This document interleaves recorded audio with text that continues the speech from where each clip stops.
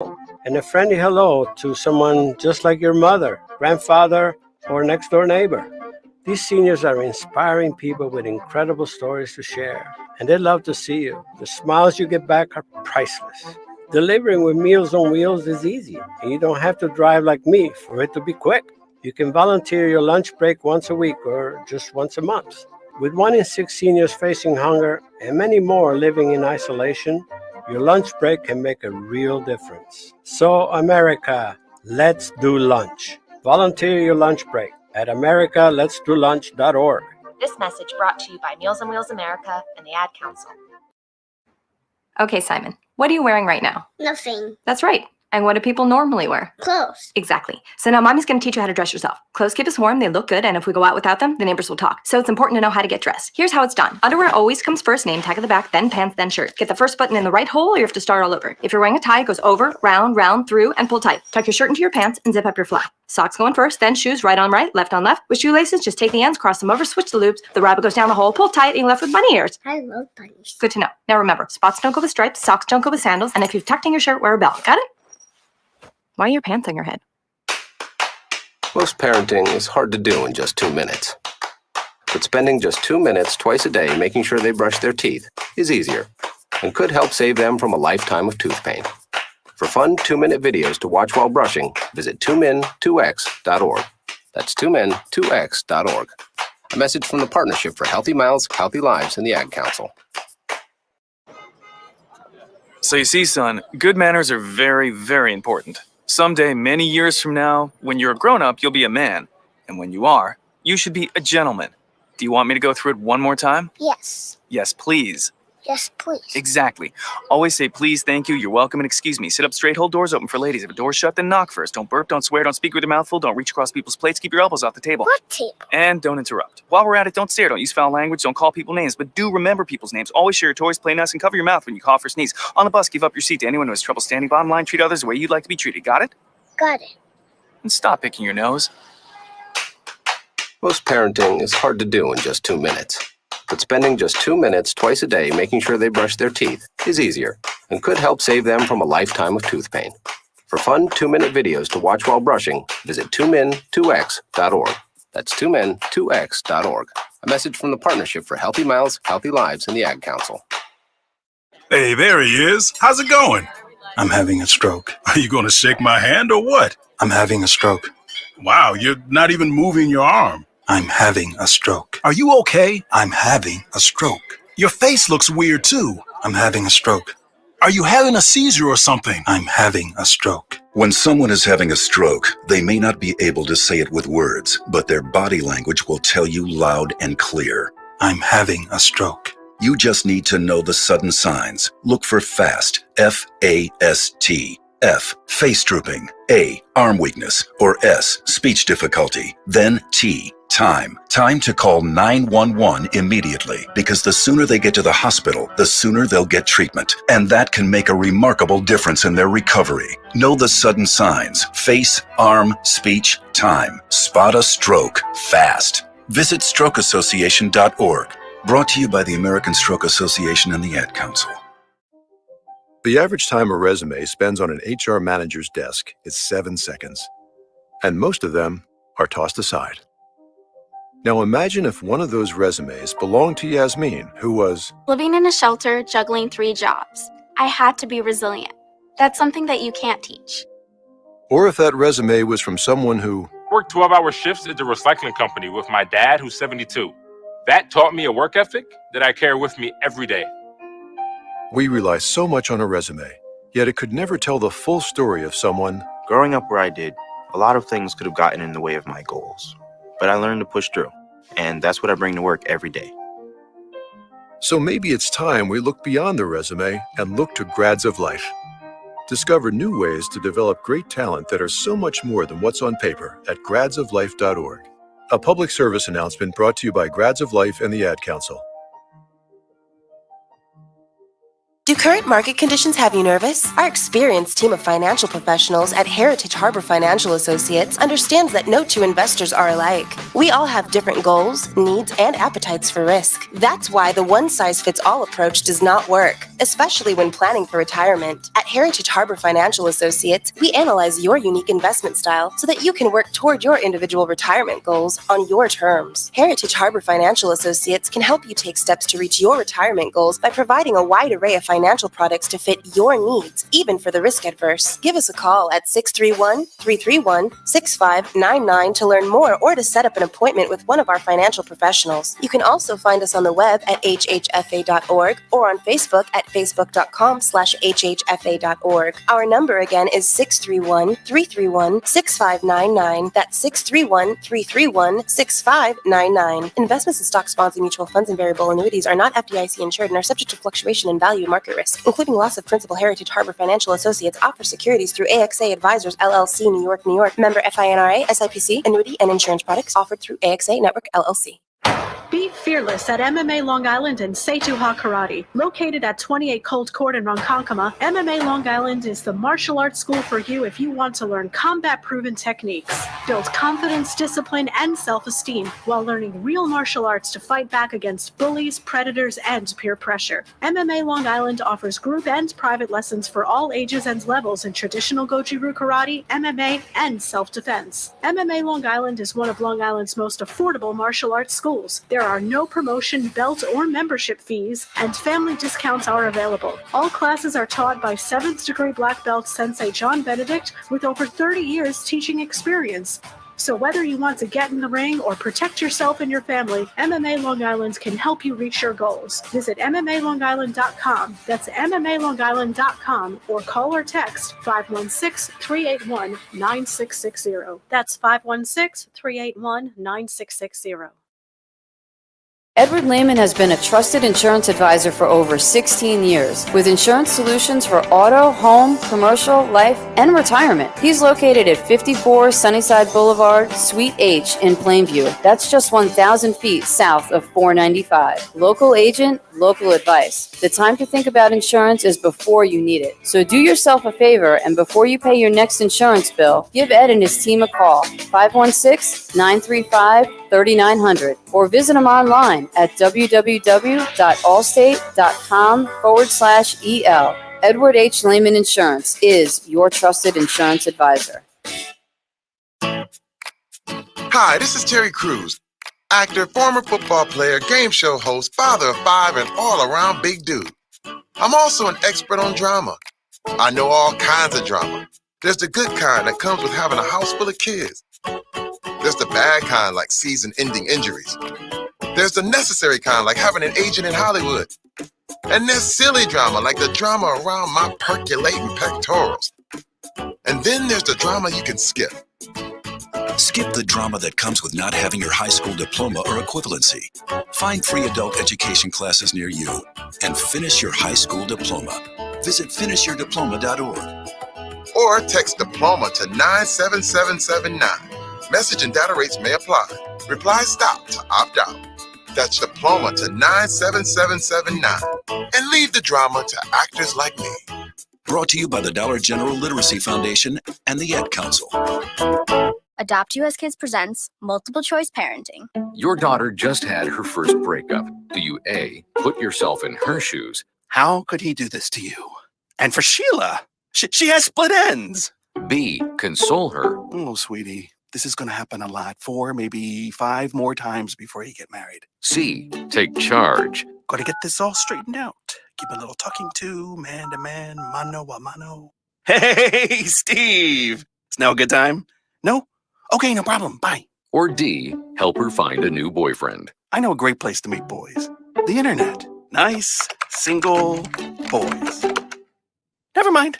How about some ice cream? As a parent, there are no perfect answers. But you don't have to be perfect to be a perfect parent. Thousands of teens in foster care will love you just the same. For more information on how you can adopt, visit adoptuskids.org. A public service announcement from the U.S. Department of Health and Human Services, Adopt U.S. Kids, and the Ad Council. It's the Worldwide Sports Radio Network. What are you talking about? No, it's not him. There's only one more. There is only one more. That's it. One more. Get her ass! No! They saw your team put up zero effort. Wake up! Remember in the old days they used to have oxygen for them. Where's the oxygen? Play like absolute just garbage. This is the Sports Loudmouths. Yay! Man, can you keep it down? I'm trying to introduce here. With Errol Marks, Speedy Petey, and Tyler Harrison. You're not even a has-been. You're a never was. You're a never was. You're a never was. We are back, ladies and gentlemen. I'm your host, Big Easy himself for the Sports Loudmouths, Mr. Errol Marks. And on the board, as always, Speedy Dan Petey, or we could call him Insurge Petey. And no. Whoa.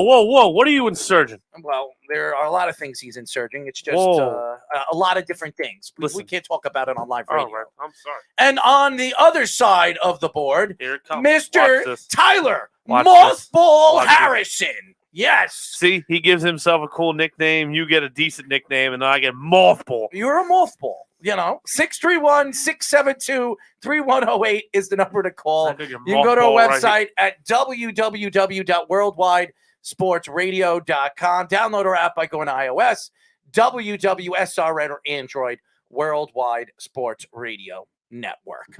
Well, we have got a great show lined up for you guys today. At 9:30, we'll be talking to Pro Football Focus NFL reporter Doug Kyed. Is that how you pronounce it? Yes, it's like Hyde with a K. Yep. And at 10 o'clock, we'll be talking to the Athletic NBA podcast host and Bleacher Report NBA writer Mo Dakhil. Yeah, 2 for 2. Well, look at that. I'm pretty good with the names tonight. I mean, I'm definitely not. It looks like Mike White is finger. It's not his wrist. It's his finger. That could be broken. They're definitely going to have to go and test it. And I know my friend Eric is actually sending me text messages that this team, Of course he is. This team is absolutely, what's the best word of saying that? Jinxed. And that's why Mike White got hurt. And honestly, Mike White's played well. We don't know what's wrong. It could be a sprained finger. We don't know what it is. It really doesn't matter because as a Jet fan, you don't want to see your team win. Okay, because right now the Jets aren't going anywhere. They're not winning the division. They're really not doing anything. So the thought in your mind as a Jet fan is you don't want them to win because you want them to have a high pick. You're hoping that Seattle loses out or loses as many games as they possibly can before Russell Wilson comes back because you want to pick. All right, who do we got, Speedy? Do we have somebody? You keep putting your finger. Why did you put your fingers up or your hand up like you have? No, I was sitting my computer. Well, good. I mean, put your hands down. How's that sound? But all the way down. As a Jet fan, you can't really sit here and say, "Oh, I want to see this team win." I want this team to play well, obviously, and having Mike White over any other backup quarterback, it looks like Mike White is a player, but I don't want to see them win as many games, and I don't want to see Mike White throw 500 yards and win the game tonight like he did last week against the Bengals. But losing him for a significant amount of time, this does hurt. So obviously losing Mike White, he was the talk of the town. He threw 100 yards in the first quarter of this game. He was on his way to throw another 400 yards. I mean, losing him for the rest of this game does affect, as a Jet fan, the New York Jets. But anyways, again, we have a great show lined up for you. Speedy, what are we going to be talking about today? So the Jets and the Colts playing tonight. Right now, it's the Colts 14-7. I know yesterday you guys wanted to get into Michael Thomas now being out for the season. And he's more than out for the season. I was going to say, you were hinting at something yesterday that you think he could be out of New Orleans, which there were trade rumors last year about I told you guys months ago that he was never going to play another game in New Orleans. We're going to get into that. We're going to get into our picks week 9. We're going to get into the college football playoff rankings. And Jack Eichel traded to the Vegas Golden Knights. I will say this, and I know you keep saying that Michael Thomas will never play a game with the Saints. It probably won't now. But if Jameis Winston didn't tear his ACL, I say as soon as Jameis Winston is out for the season, Michael Thomas comes out and reports that he's not coming back. I really believe that Michael Thomas was going to play this year. But because of the injury with Jameis Winston, I think he knows that this team is done. And there's no chance for this team to go further in the playoffs if they even have a chance to make the playoffs. So it's to me, when you think of the big picture, and we're going to get into week 9 picks. We'll do that a little bit later in the show after our guests. I definitely want to hear your opinions on some of the games because there are a lot of important games this week, which could absolutely affect who's going to make the playoffs and where these divisions are going to start to move forward with. I mean, obviously, Tennessee losing Derrick Henry is a big loss. I know they brought in Mr. Old Man, Adrian Peterson. Is it going to make a difference that AP is playing over Derrick Henry? Probably not. This isn't the same AP we remember, but I do believe he's going to play decent, and that's why the Beef picked him up. I'm not surprised that he picked him up in his league, but nevertheless, I'm looking at the Jets right now, and I think the game is over. If Mike White doesn't come back in this game is over. And I think this could be a complete blowout. Mike White took the ball all the way down the field, passed it to Elijah Moore. I can't see the Jets winning this game if Mike White doesn't return in this game. Now, if I were the Jets right now, being that they're not on the field, the offense isn't on the field, I would take Mike White into the back and see if there's x-rays. X-rays show that he didn't break his finger or he didn't break his wrist. If he didn't break his finger, and x-rays only take 5-10 minutes to do. If he didn't break his finger or his wrist, he can come back into the game. I don't know why he's sitting on the bench right now. So it makes absolutely no sense. But nevertheless, this game I thought was going to be very close. If Mike White was playing, I expected Mike White to come out strong. I don't like the Colts defense. Their front seven is good. Their secondary is iffy.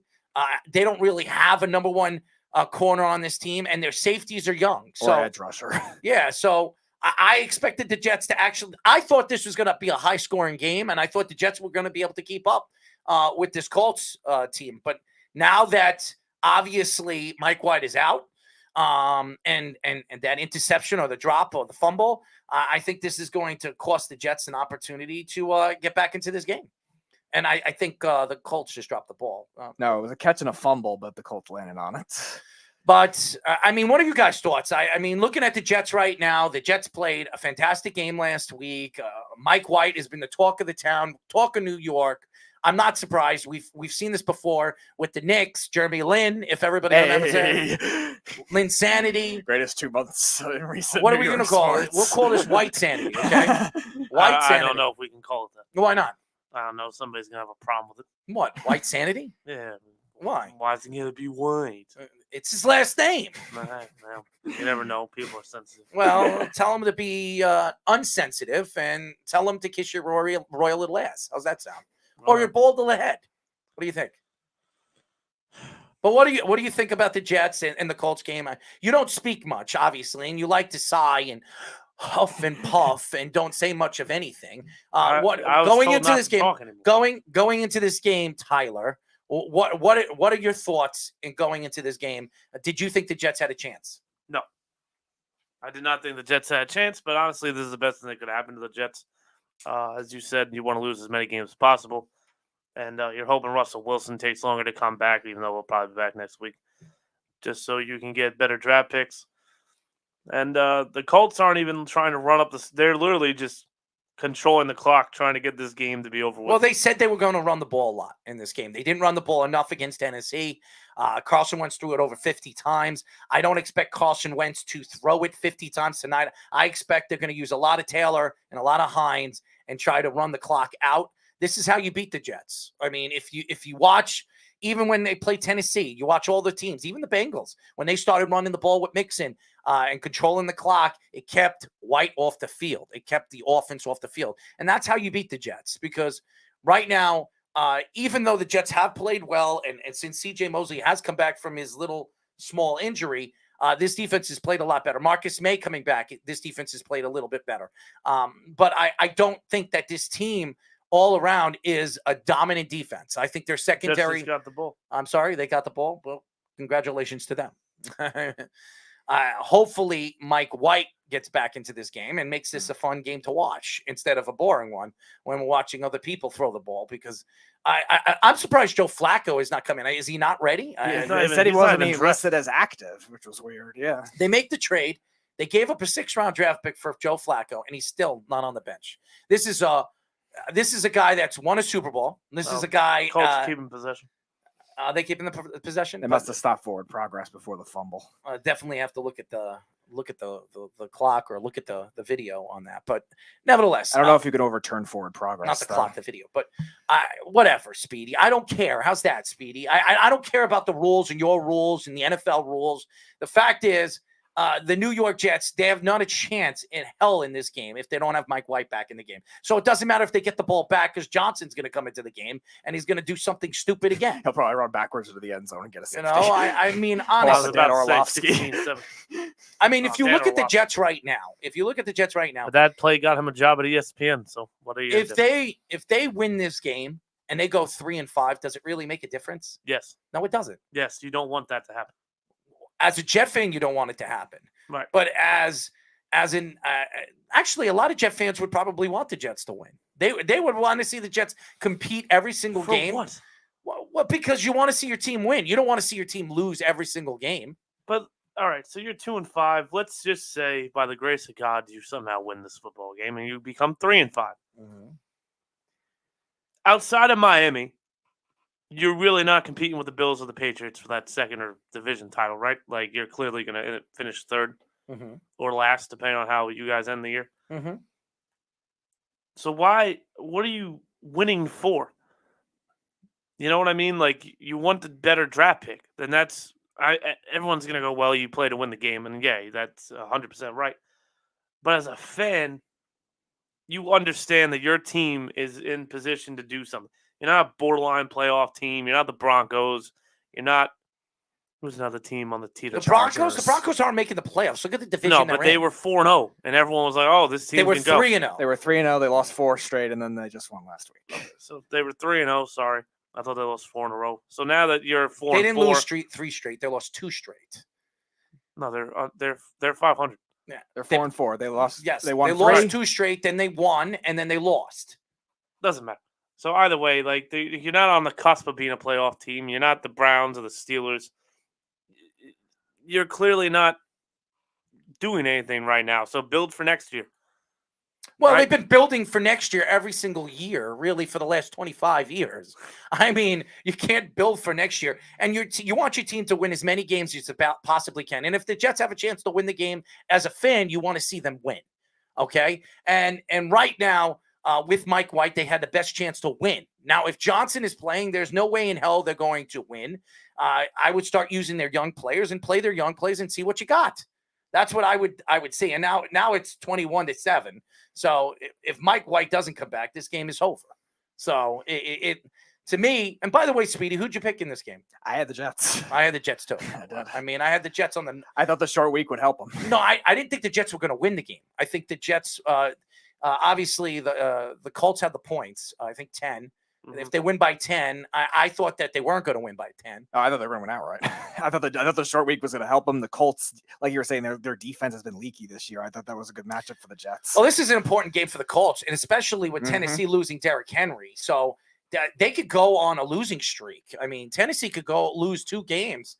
And if the Colts win 2 games, I mean, they're back in this race in the division. Yeah, the big problem, though, is they already swept them head to head. So if it comes down to a tiebreaker, if, let's say, both teams are, say, 9-8 or 10-7 at the end of the year, then the Titans would still have it. But the Colts, if they could steal some games that they shouldn't have, because they both have pretty easy schedules. But if Derrick Henry really matters that much in terms of the team value, because we haven't seen it without Derrick Henry, because he's never hurt. So how will the passing game that's supposed to be good adjust is going to be a big question, because the Colts are that same kind of team. A running game, if it's taken out, they're not the same. We saw that in the beginning of the season with Jonathan Taylor struggling the first 3 weeks, and now he's playing like he should be. So will that same thing happen with the Titans? Is going to make a difference in that division in terms of them actually doing well in the playoffs. That's not going to happen anymore. As far as Michael Thomas is concerned, I don't know what is going to happen, Michael Thomas. I'm not surprised he decided to sit out for the season. It does hurt me in my fantasy league, in 2 of my fantasy leagues, because I did draft him late in both of them. I thought he was going to play. Why? If he does play, he's a big part of my offense. But obviously, he decided to sit out for the rest of the season. I think it has a lot to do with Jameis Winston tearing his ACL. And Jameis Winston's career, as far as the starting quarterback for the Saints, could be over as well. Because I believe I think it's over, because I think the Saints are going to draft a quarterback one way or another this year, or they're going to bring in a veteran quarterback. So I wouldn't be surprised if Mike White keeps playing the way he is. He could be a guy that Peyton could be interested in, a guy that could stand in the pocket, make every single throw, and actually help you win games. I mean, accuracy. The Saints are going to need to find something affordable too, because they have a lot of money he's issues. cheap. He's cheap. And there's a lot of quarterbacks. There's a lot, like obviously Tyrod Taylor, who's always available. Right. He's a guy that could be. Houston's done with him, that's for sure. Well, yeah. Tyrod Taylor is going to be available in the offseason. There are other quarterbacks that might be. Teddy Bridgewater might be. Obviously, with the obviously thought that Aaron Rodgers could be heading over there at the end of the season. So there's a lot of opportunity. And also Drew Lock. Say whatever you want. I like Drew Lock. Drew Lock is still a young quarterback. Josh Rosen. I wouldn't mind either. I can see Rosen's on the Falcons. Marcus Mariota, who also signed a one-year deal with the Las Vegas Raiders. He played very well when he took over for Derek Carr. He's another guy that could be available as a fill-in. I do believe that there are certain teams, and I could see the Saints drafting a quarterback, even though this is not a quarterback class. If there's somebody that stands out in the second or third round, don't forget they have Ian Book too. I'm sorry, Ian Book. Ian Book. I wouldn't trust much of Ian Book. No, he's a very basic quarterback at best. Well, you're trusting basic quarterbacks do some pretty but that's at best. So it's not like you're dealing with a lot of upside either. It's going to be very interesting in the offseason, because even though a lot of people think that there aren't teams that need quarterbacks, there's quite a few if you look at the list. Yeah, and there's always going to be new ones that become available too. It's the way the league is now. And it doesn't seem like Deshaun Watson's going anywhere until this situation that he has going on over there in Texas. Carl says Garoppolo too, maybe. Garoppolo will be available. I do. I would love Jimmy G in New Orleans. I don't know why everyone keeps shitting on Jimmy G, but it's got to stop. The guy's a good quarterback. Well, he's not going to the Patriots, because now Mac Jones has proven that he could play, and he could play in that offense. So I do believe Jimmy Garoppolo will be available in the offseason. The Saints are definitely a team that he can link with. There's many teams that are going to be looking for a quarterback. Don't get it twisted. A rookie quarterback, as you see this year, the rookie quarterbacks have not played well. Justin Fields hasn't played well. Trevor Lawrence hasn't played well. That's not Zach really Wilson Justin hasn't Fields' played well. fault. I'm just telling you, the rookie I quarterbacks, it takes 3 years for these quarterbacks to develop. So it's not that easy. And by the way, I don't think White is coming back tonight. So unless they find that his X-ray, and Speedy, look up what's going on right now with White if they found out if there's something wrong with him. Michael Carter ran out of his shoes. Yeah, well, Michael Carter played very well last week, and I think he could be a very big asset for this running game as the season progresses and going into next year. But I mean, you look at the Buccaneers that Tom Brady. Tom Brady is there. I know he says he wants to play at least another year, but if he wins another Super Bowl this year, is Tom Brady coming back? Yes. I don't believe it. I don't. Questionable return with a forearm injury. A forearm injury. There he is, right there. NFL.com. Well, they probably sprained his forearm, and he can't grab onto the ball. If it's your throwing arm, it's going to be very hard to grip it with one hand, and even catching the snap could be hard too, like that. So the real problem is it's his throwing hand. Well, yeah, right. It seems like it's numb. He keeps pointing to his finger, which means it's a nerve situation. So he's probably not going to come back because he can't grip the ball. He'll probably play next week. I mean, something like that. Sure. You get the right therapy, you'll be ready to play next week. Yeah, long week too. So I don't think this is long term. He didn't break his forearm. He didn't break. Obviously, now he could have pulled a muscle in his forearm, which could cause him to be out for a couple of weeks. Honestly, it doesn't really matter because again, Zach Wilson will probably be back in 3 weeks. He probably will be. I know you keep saying that Zach Wilson. They're not going to do that. Okay, but they got to not play Zach Wilson. They're going to play him. You're not going to. What are you going to waste another year? Another year next year? You're not wasting another year, though. Yeah, because you're going to go into the season next year again with a bunch of new players, and Zach Wilson still doesn't understand the offense. So you need to play So him. you want to get him killed now? I don't think he's going to get But killed. the offensive linemen, a lot of the injured ones are going to come back. Yes, too, Mekhi Beckham's coming back probably in a week or two. Plus, they just traded for Tardif, too. Tardif is a really good offensive once he gets lineman. used to that system, he'll be better, too. I don't think Wilson's going to play a massive amount, but he has to play at least some to grow chemistry. Yeah, and by the way, Wilson will be back in 3 weeks. And no matter who the quarterback is, Mike White could be playing well. They're going to start Wilson. That's what they're going to do. He is the quarterback of the future. He's the guy that they're going to put all the reins on it. And that was a good catch, by the way, by over Croft. Darius Leonard, too. And Croft has played well since the Jets have brought him in. He was an underrated guy his whole career. Yeah, well, he came from Buffalo, and I'm surprised Buffalo didn't re-sign him. I'm very surprising because Buffalo's tight end position this year has not been good. Dawson Knox has been great. He's hurt, though. So. What do you mean, Knox? He's played. He played well before he got hurt. Played 2 games. Yeah, but he's now going to be out at least a lot.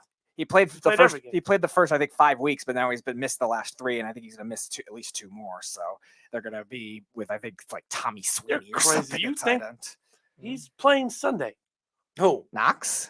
I heard he was going to miss 2 more weeks. No, he's practicing. He's going to play Sunday. He's a very big Carl part of my says fantasy he likes. Why don't you read what people are writing, Speedy? I mean, what are you doing over there? Carl says, I love the Colts linebacker Bobby Okereke. Yes, a rookie. Yes. Snug says, I love the Colts. Ursay got caught with a huge bag of pills, and he didn't really get into much trouble. Jimmy G to the Buccaneers. Odds are they're not going to be able to afford that. Tom Brady's not retiring. Tom Brady likes to play football. It has nothing to do with. Well, again, if Tom Brady wins another Super Bowl, I don't know if he's going to come back. It doesn't make any sense why he would come back if he wins back-to-back Super Bowls. I think Tom Brady doesn't want to spend time with his family. There's no reason to come back if he wins another Super Bowl. I don't. Now Croft is hurt. Is he hurt? Did he get hurt? I don't even know. So I don't know. I didn't see him get hurt. I wasn't paying attention. And listen, the Jets aren't going to stay 100% healthy this year, and they never do. They don't, and that's been a big problem is health with the New York Jets. But again, the Jets and Mets, they're jinxed. I don't think. Well, no, I wouldn't say the Jets are as bad as the Mets are when it comes to injuries. The Mets are the most injury-prone team in all of sports. No, but the Jets normally just do the wrong thing. But when they do the right thing, they normally get hurt. Well, yeah, but the Mets could have a guy that was durable his whole career, and then he comes to the Mets, he'll get hurt. The only exception to that rule so far, at least in my time watching, has been Wilson Ramos, who is normally injury-prone with the Nationals, actually stayed relatively healthy with the Mets. He just did not play well there like he did with the Nationals. So, I mean, as a Jet fan, you could sit back and say this could be came off the field in pain. Yeah, and listen, every single play these guys come off the field and they're hurting. But as a Jet fan, you don't want to see Mike White hurt. You don't. Because you want him to play, you want him to get on the field, you want to see what he has, you want to see what he's all about. But as a Jet fan, you don't want to see him, kind of take over New York and be the storyline. Because if he becomes the storyline, it's going to be very, very hard to take him off the field when Zach Wilson comes back. And you don't want to see that because no matter what, any way you look at it, Zach Wilson is the future of this team and this organization. It's not going to be Mike White. Mike White is going to be a good backup. And honestly, they'll probably keep Mike White no matter what now as the backup quarterback for the new. And they'll probably pay him in the offseason to be the backup of Zach Wilson. Because if Zach Wilson does not play well, and Zach Wilson again starts the season a little bit slow, they're going to bring Mike White early in the season next year, and he will be starting. So, and that's with football. You need an eligible top end backup. And there's only like 3 or 4 of them in the NFL. Right. I mean, Ryan Fitzpatrick has been a backup his whole career. I think he's the best backup in the NFL. I would say so. At least for the first half of the season. And Geno Smith, believe it or not, was the highest paid backup quarterback. He is the highest paid backup quarterback. He's the best. He's making $4.5 million. I mean, Geno Smith's finally helping the Jets out. Yes. So, I mean, if you look at the big picture and you look at where the Jets are, nevertheless, if Zach Wilson starts next year, he starts the rest of this year, Mike White will back him up. And if Zach Wilson isn't playing well, and now that they know that he is eligibly good enough to take over this offense, they're going to take Zach Wilson out. They're not going to sit him in if he throws 4 interceptions in a game and say, hey, you know what? We're going to keep him in. He's going to throw another 4. They're not going to do that. And if you look at the quarterbacks, Trevor Lawrence one time this year has thrown 3 interceptions in a game. Zach Wilson has thrown 4 interceptions in a game. And Justin Fields broke a record and threw 5 interceptions in a game. Yeah. And these are the 3 quarterbacks that a lot of people believe is the future of the NFL. Well, they finally try to get Mims involved. Well, there you go. Anyways, when we come back, we will be talking to Pro Football Focus NFL reporter Doug Kyed here on the Sports Loudmouths. It's the Worldwide Sports Radio Network.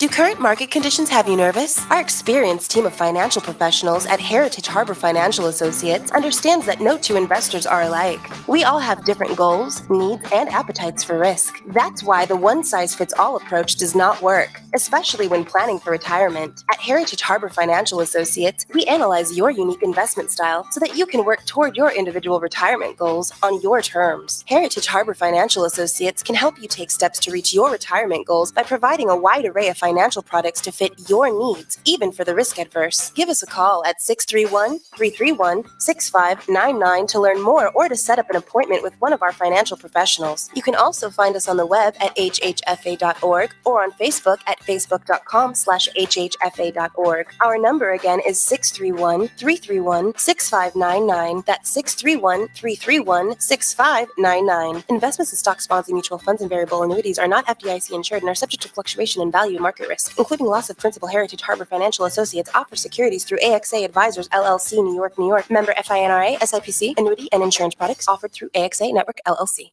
You're listening to the Worldwide Sports Radio Network. This is the Sports Loudmouths. We are back, ladies and gentlemen. This is the Sports Loudmouths. I'm your host, Errol Marks. My co-host on the board, Speedy Campini and Tyler Mothball Harrison. You can call us at 631-672-3108. You can go to our website at www.worldwidesportsradio.com. Download our app by going to iOS, WWSRN, or Android, Worldwide Sports Radio Network.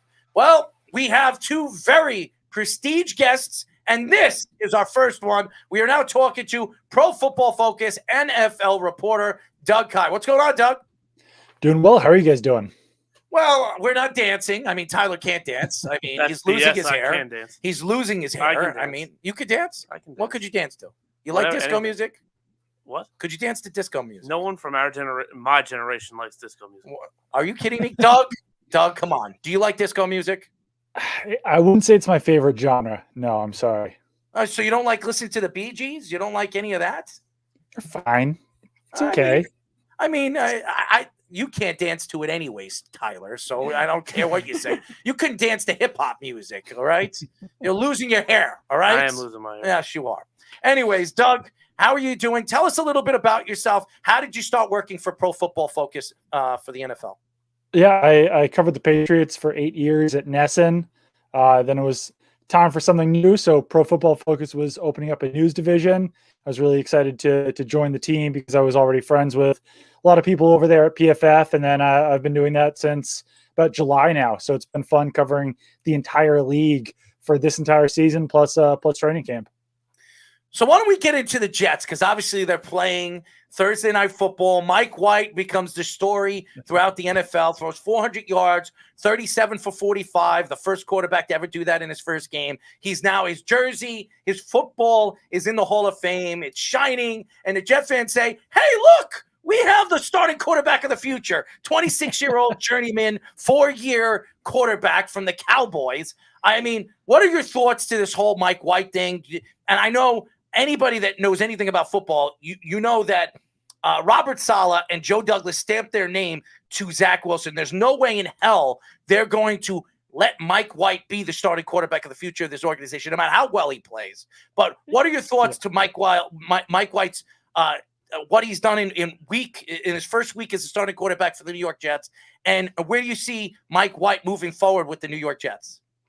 It's certainly an interesting situation, and I did think it was kind of funny that Robert Saleh kind of left the door open that Mike White could be the future starting quarterback of the Jets, because like you said, we all know that's not the case. It's going to have to be Zach Wilson no matter how both players play, but I do think that Mike White looks more comfortable back there than Zach Wilson has, and that's maybe to be expected just because Mike White is more of a veteran option than Zach Wilson. He's been in the league since 2018. Zach Wilson just a rookie, but you do expect there to be a pretty large talent gap between the second overall pick and a guy who bounced around the league in the last 3 years. I don't know. I thought Mike White looked good in the second half against the Patriots. Obviously, he looked really good last week against the Bengals, and he started off this game hot before injuring his forearm. So it's going to be curious to see what happens. One thing to note is that he is a restricted free agent after this season. So the Jets will have the option to tag him as a first round, with a first round tender, second round tender, or original round tender. I would expect them to probably slap that original round tender on him with a 5th round pick, but that means that another team could trade a 5th round pick for Mike White, which I don't know if he plays well in a few more games this season, isn't out of the realm of possibility since Tyler Heineke just signed a relatively big deal over this offseason. So the other team in this game, the Indianapolis Colts, probably going to win if Mike White doesn't come back at all, and already up 21-10. And they got, even though they lost on Sunday, they got a glimmer of hope with Derrick Henry now probably out for the season. So the Titans, even though they have a big lead in their division, can you see the Colts kind of gaining ground with this potentially? They have a pretty easy schedule to finish off the season. They got most of the NFC West over with already. So can you see them maybe coming back and stealing the AFC South or even a wild card spot?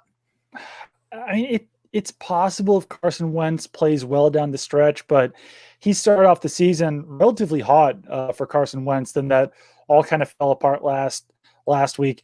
I don't know. It's possible just because Derrick Henry, that's a major loss for the Titans. I forgot who said it, but I mean, that's one of the biggest drop-offs that you can have, I'd say, in the league, from losing Derrick Henry and now having Adrian Peterson, Dante Foreman, and Jeremy McNichols there at running back. And that whole offense did run through Derrick Henry. So it'll be interesting to see how that Titans team looks moving forward. I just don't know. It's Carson Wentz, and he's good for 1 or 2 big mistakes per game. It definitely doesn't help that the Colts were not able to start this season on a good foot, 3-5. It's not buried, but I don't know. I still probably wouldn't expect them to be playoff bound, even though they will, like you said, likely be 4-5 after this matchup. Speaking of running, Odell Beckham Jr. is running his way out of Cleveland. Oh, God. So not surprised. Obviously, him and the Browns are just working out details on how soon they can get this contract over with, and he can go wherever he wants. Was there a final straw here, or was it just Odell never fit in when he got there?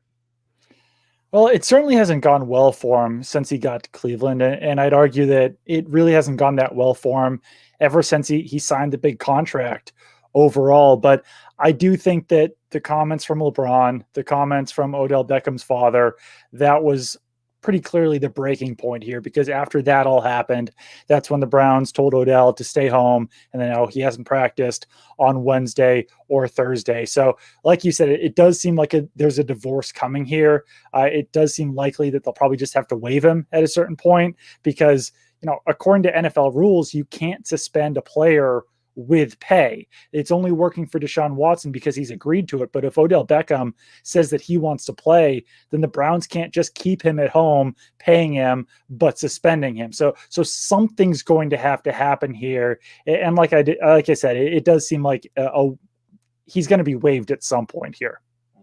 We are talking to Pro Football Focus NFL reporter Doug Kyed. Now, Doug, Von Miller gets traded to the Rams, and everybody at the trade deadline were like, oh my God, the Rams just trade away all their draft picks now. They gave up 2022. I think it was a 2022 second round, 2023 fourth round, or whatever the heck, third round that they did. They gave up players. Von Miller, adding Von Miller to this defense, a top-end defense with obviously one of the best defensive players in the league, if not the best, Aaron Donald and Jalen Ramsey. Is this the team to beat right now in the NFC, now solidifying themselves with a quarterback in the beginning of the season and now Von Miller? I think they probably are. They're probably the team to beat overall, but the Buccaneers are right up there with them, because I know that there's been times when they haven't looked quite that dominant, but that was really the case last season as well. And I do think that once the Buccaneers get their secondary rounded back into shape, and that's already starting to happen, Sean Murphy-Bunting was designated to return off of injured reserve. I think the Buccaneers will be really good down the stretch as well. So that's the two-man race that I'm looking at here, is between the Rams and the Bucs. The Rams they're a wagon though. They're going to be a tough team to beat. And like you said, with those top three defenders on that roster, and really they've gone all in. It was, I believe, a 2022 second and a 2022 third. And Von Miller is a free agent after this season. So if he walks in free agency, then they could still get the 23 compensatory 5th round pick. Maybe, making this trade makes it easier for them to re-sign him this offseason, but it could wind up being a half-year rental for a 2nd and 3rd round pick. That's a lot to give up. So it's kind of, like I said, yeah, they're kind of pushing all the chips into the middle of the table here. So let's go to their division rival, who made a trade kind of right before the trade deadline. The Arizona Cardinals, they trade for Zach Ertz. We were arguing it yesterday with one of our callers as well, that what kind of role will he serve? It's an air raid. It's a NFL equivalent to an air raid offense. A lot of wide receivers with Cliff Kingsbury and Kyler Murray. And I was saying how Zach Ertz is probably, even though he isn't the world-class blocker, he's going to be used as that a lot more often. What do you think his role will end up being in this offense? I think it could be kind of twofold. I do think that he could be used as a blocker. He's experienced at it. Like you said, not the best in the NFL. He's not Gronk out there or anything like that. But he's a willing blocker. But really, he's, at times he's kind of that big slot receiver. So they've got the maneuverability with him where they can kind of do that 4 wide look with Zach Ertz. They could bring him in at tight end. They could do a lot of things with him. The issue that they're facing right now is that, especially heading into this game, they're pretty banged up. AJ Green on the COVID list. Kyler Murray hasn't practiced the last couple of days. JJ Watt could be out for the season. So there's a lot of moving pieces, especially heading into this week. I wouldn't expect Kyler Murray to be out long term, but it's certainly possible that he could be out this week. Same thing with AJ Green. He should be back before we know it. So it might be a little speed bump for them, but just heading into this week, it's looking a little shaky for them against the 49ers, but long term, as long as that defense can hold up without Watt, they're certainly contenders as well. I just might not put them in that same echelon as the Bucs and the Rams. Now, obviously, we're talking about the NFC West, so we might as well stay there. Russell Wilson has apparently a 1,000,000% chance of demanding another trade this offseason. Is that any truth to that whatsoever? And if so, where does he want to go? I mean, I think that just given all of the rumors last year, that it's certainly possible again that those will percolate again. And I think that, one thing that could be interesting is, say, if Odell Beckham Jr. gets waived, and if he clears waivers, which is what everyone expects him to do, what if the Seahawks pick him up? What if they, extend that olive branch to Russell Wilson by saying, listen, we want to keep you around. We'll get you whatever you want. If you want Odell Beckham Jr., we'll give you Odell Beckham Jr. It all kind of depends on how the rest of the season goes, I think, for the Seahawks, whether Pete Carroll's back, whether Russell Wilson's back. There's certainly a lot of questions there. I would say that probably a 50-50 chance he's still there next year. And that's not like an exact guess. That's not anything technical, but it just seems like there could be a break coming there. And if there is, I certainly wouldn't be surprised if he tries to go to one of the major markets, whether that obviously there's probably not a place for him in LA right now, but maybe the Giants, if that doesn't go well this season with Daniel Jones, maybe another one of the major market teams, just because with Sierra, with Russell Wilson, I think they're trying to raise their profile as much as possible. So yeah, a team like New York would certainly be interesting there. We are talking to Pro Football Focus NFL reporter Doug Kyed. Now, Doug, you were talking about, obviously, the Buccaneers, and you were talking about the Rams. But we forget about one team that always is talked about in the NFC, and that's the Green Bay Packers. Aaron Rodgers, 100% healthy. Obviously, he didn't get his vaccination, so he's going to be missing this week, could miss another week. But they're 7-1, and they knocked off the Arizona Cardinals, who were the undefeated team everybody thought couldn't be beat. They were the best team in all of the NFL before last week. Then Green Bay knocks them off.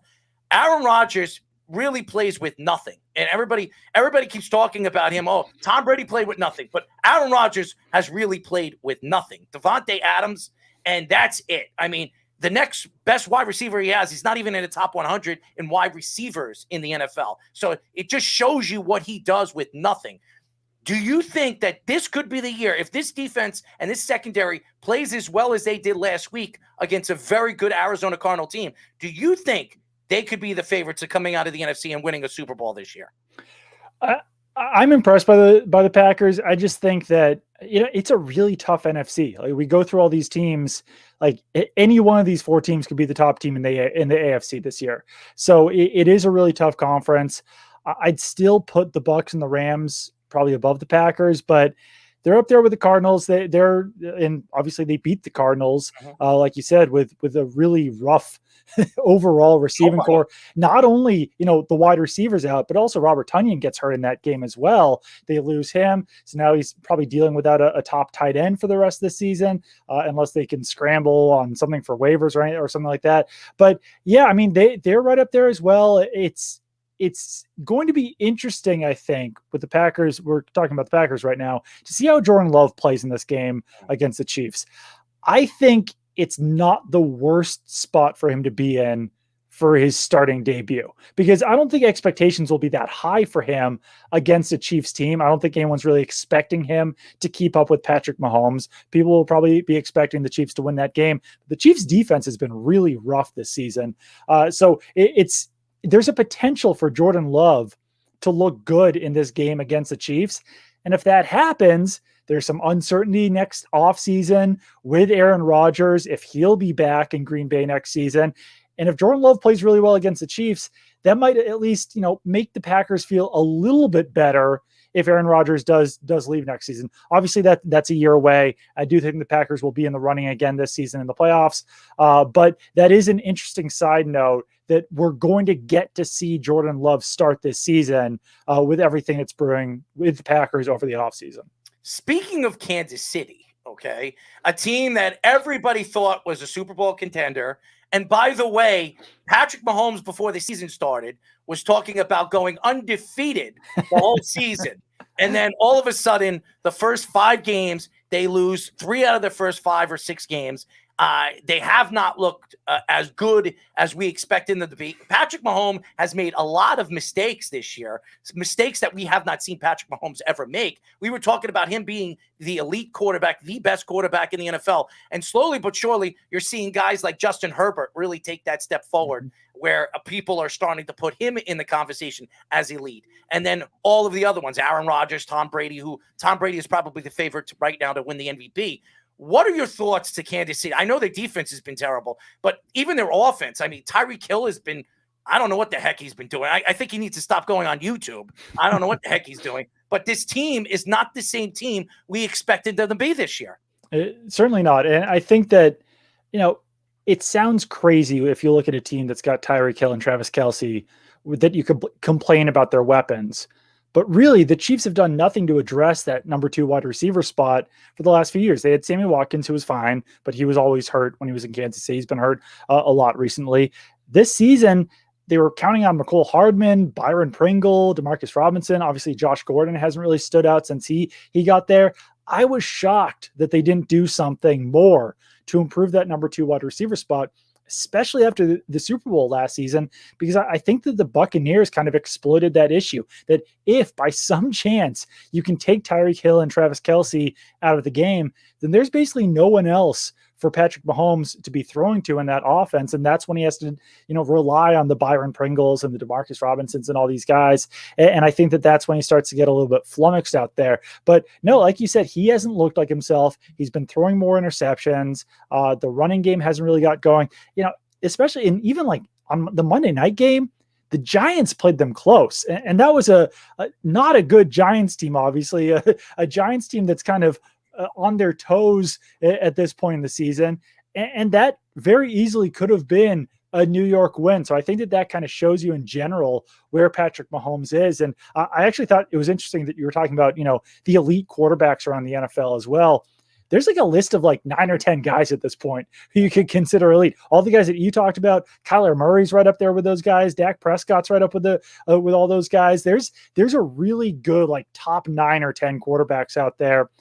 And right now, Patrick Mahomes isn't standing out among them. There are guys who are playing better than him right now.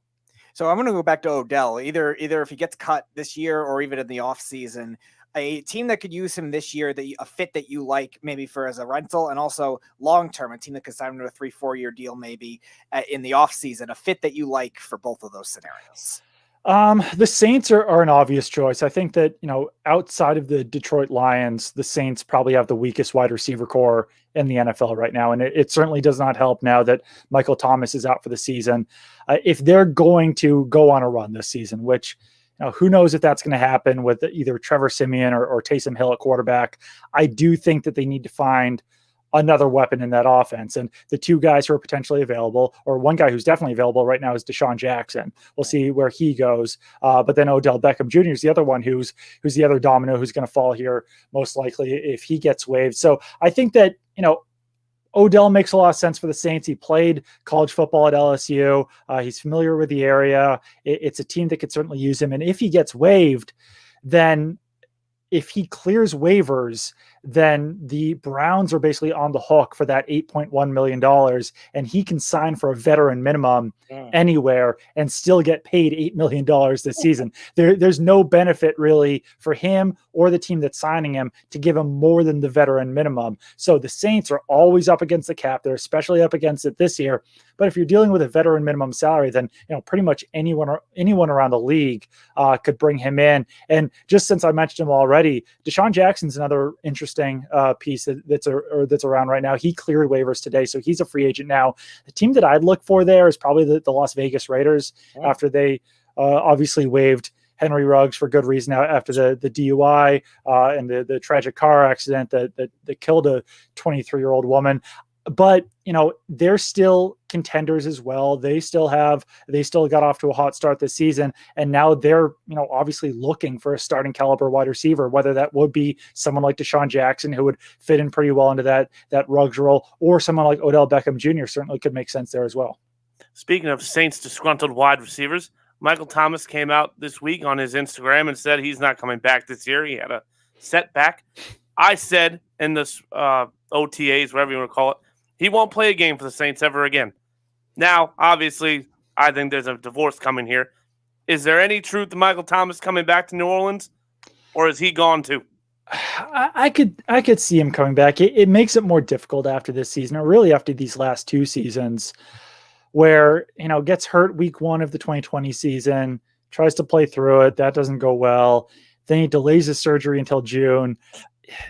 It might be a best for both parties to split. I don't know one way or the other if that is happening, but it's just a weird situation with what's going on there with that ankle, because it should be better by now. But I just don't know if he's got the confidence in that ankle right now that it is at 100%. I think that's probably what caused him to shut it down this season and wait till he is fully healthy. But, now by the time he gets back, it's a season and a half that he's been off the field.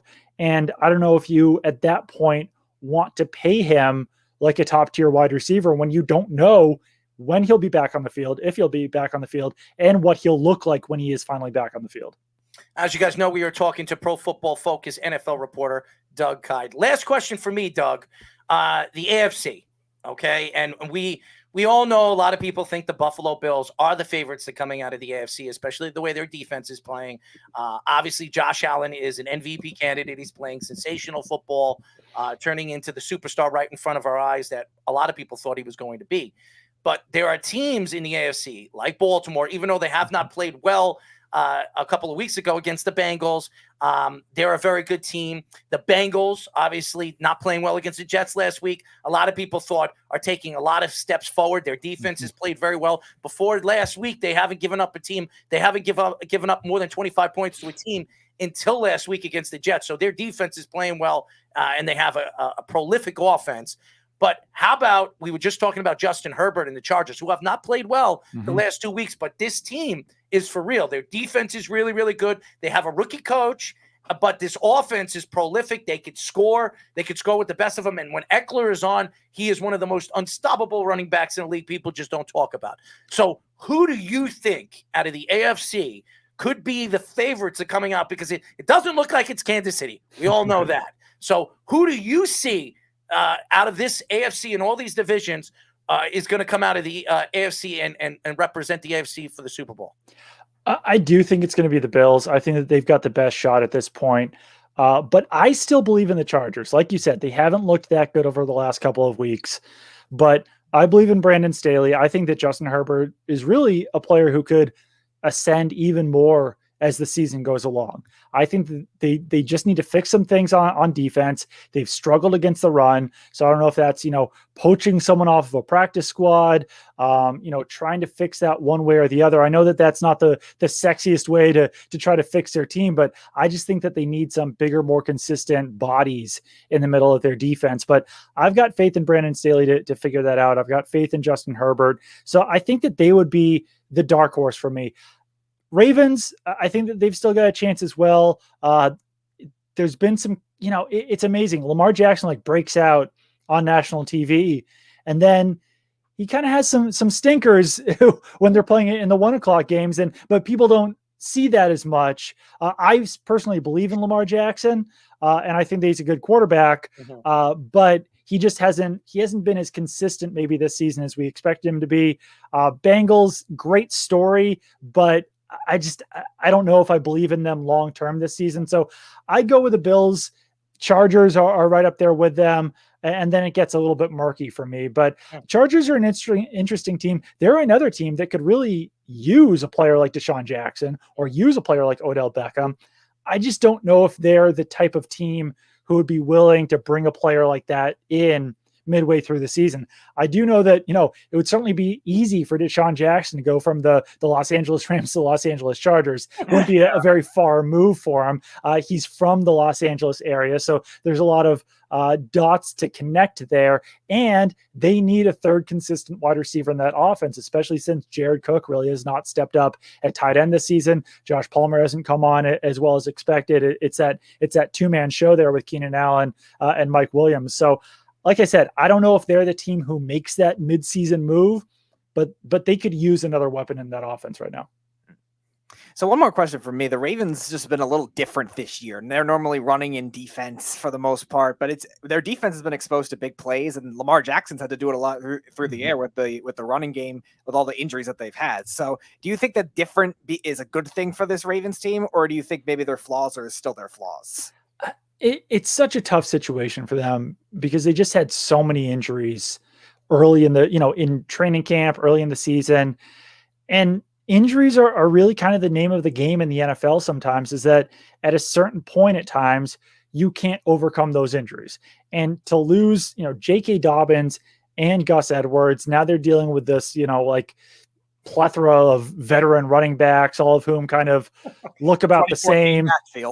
Yeah, it's I don't know how long those guys can carry them. And then you deal with, the Marcus Peters injury. It's just, I do wonder if at a certain point those injuries pile up too much. And I know that they came out strong at the start of the season. I know that they looked hot. It looked like, those injuries weren't going to affect them this year. But I personally wonder how much that will affect them. I mean, you're also talking about, injuries on their offensive line as well. Ronnie Stanley out for the season. That's going to hurt them. And it's not as if, these guys that we're talking about played at any point this year, but it's just a lot of talent zapped off their roster that they never got to field this season. And I think that that's maybe one of the big reasons why I'm a little bit hesitant about them this year.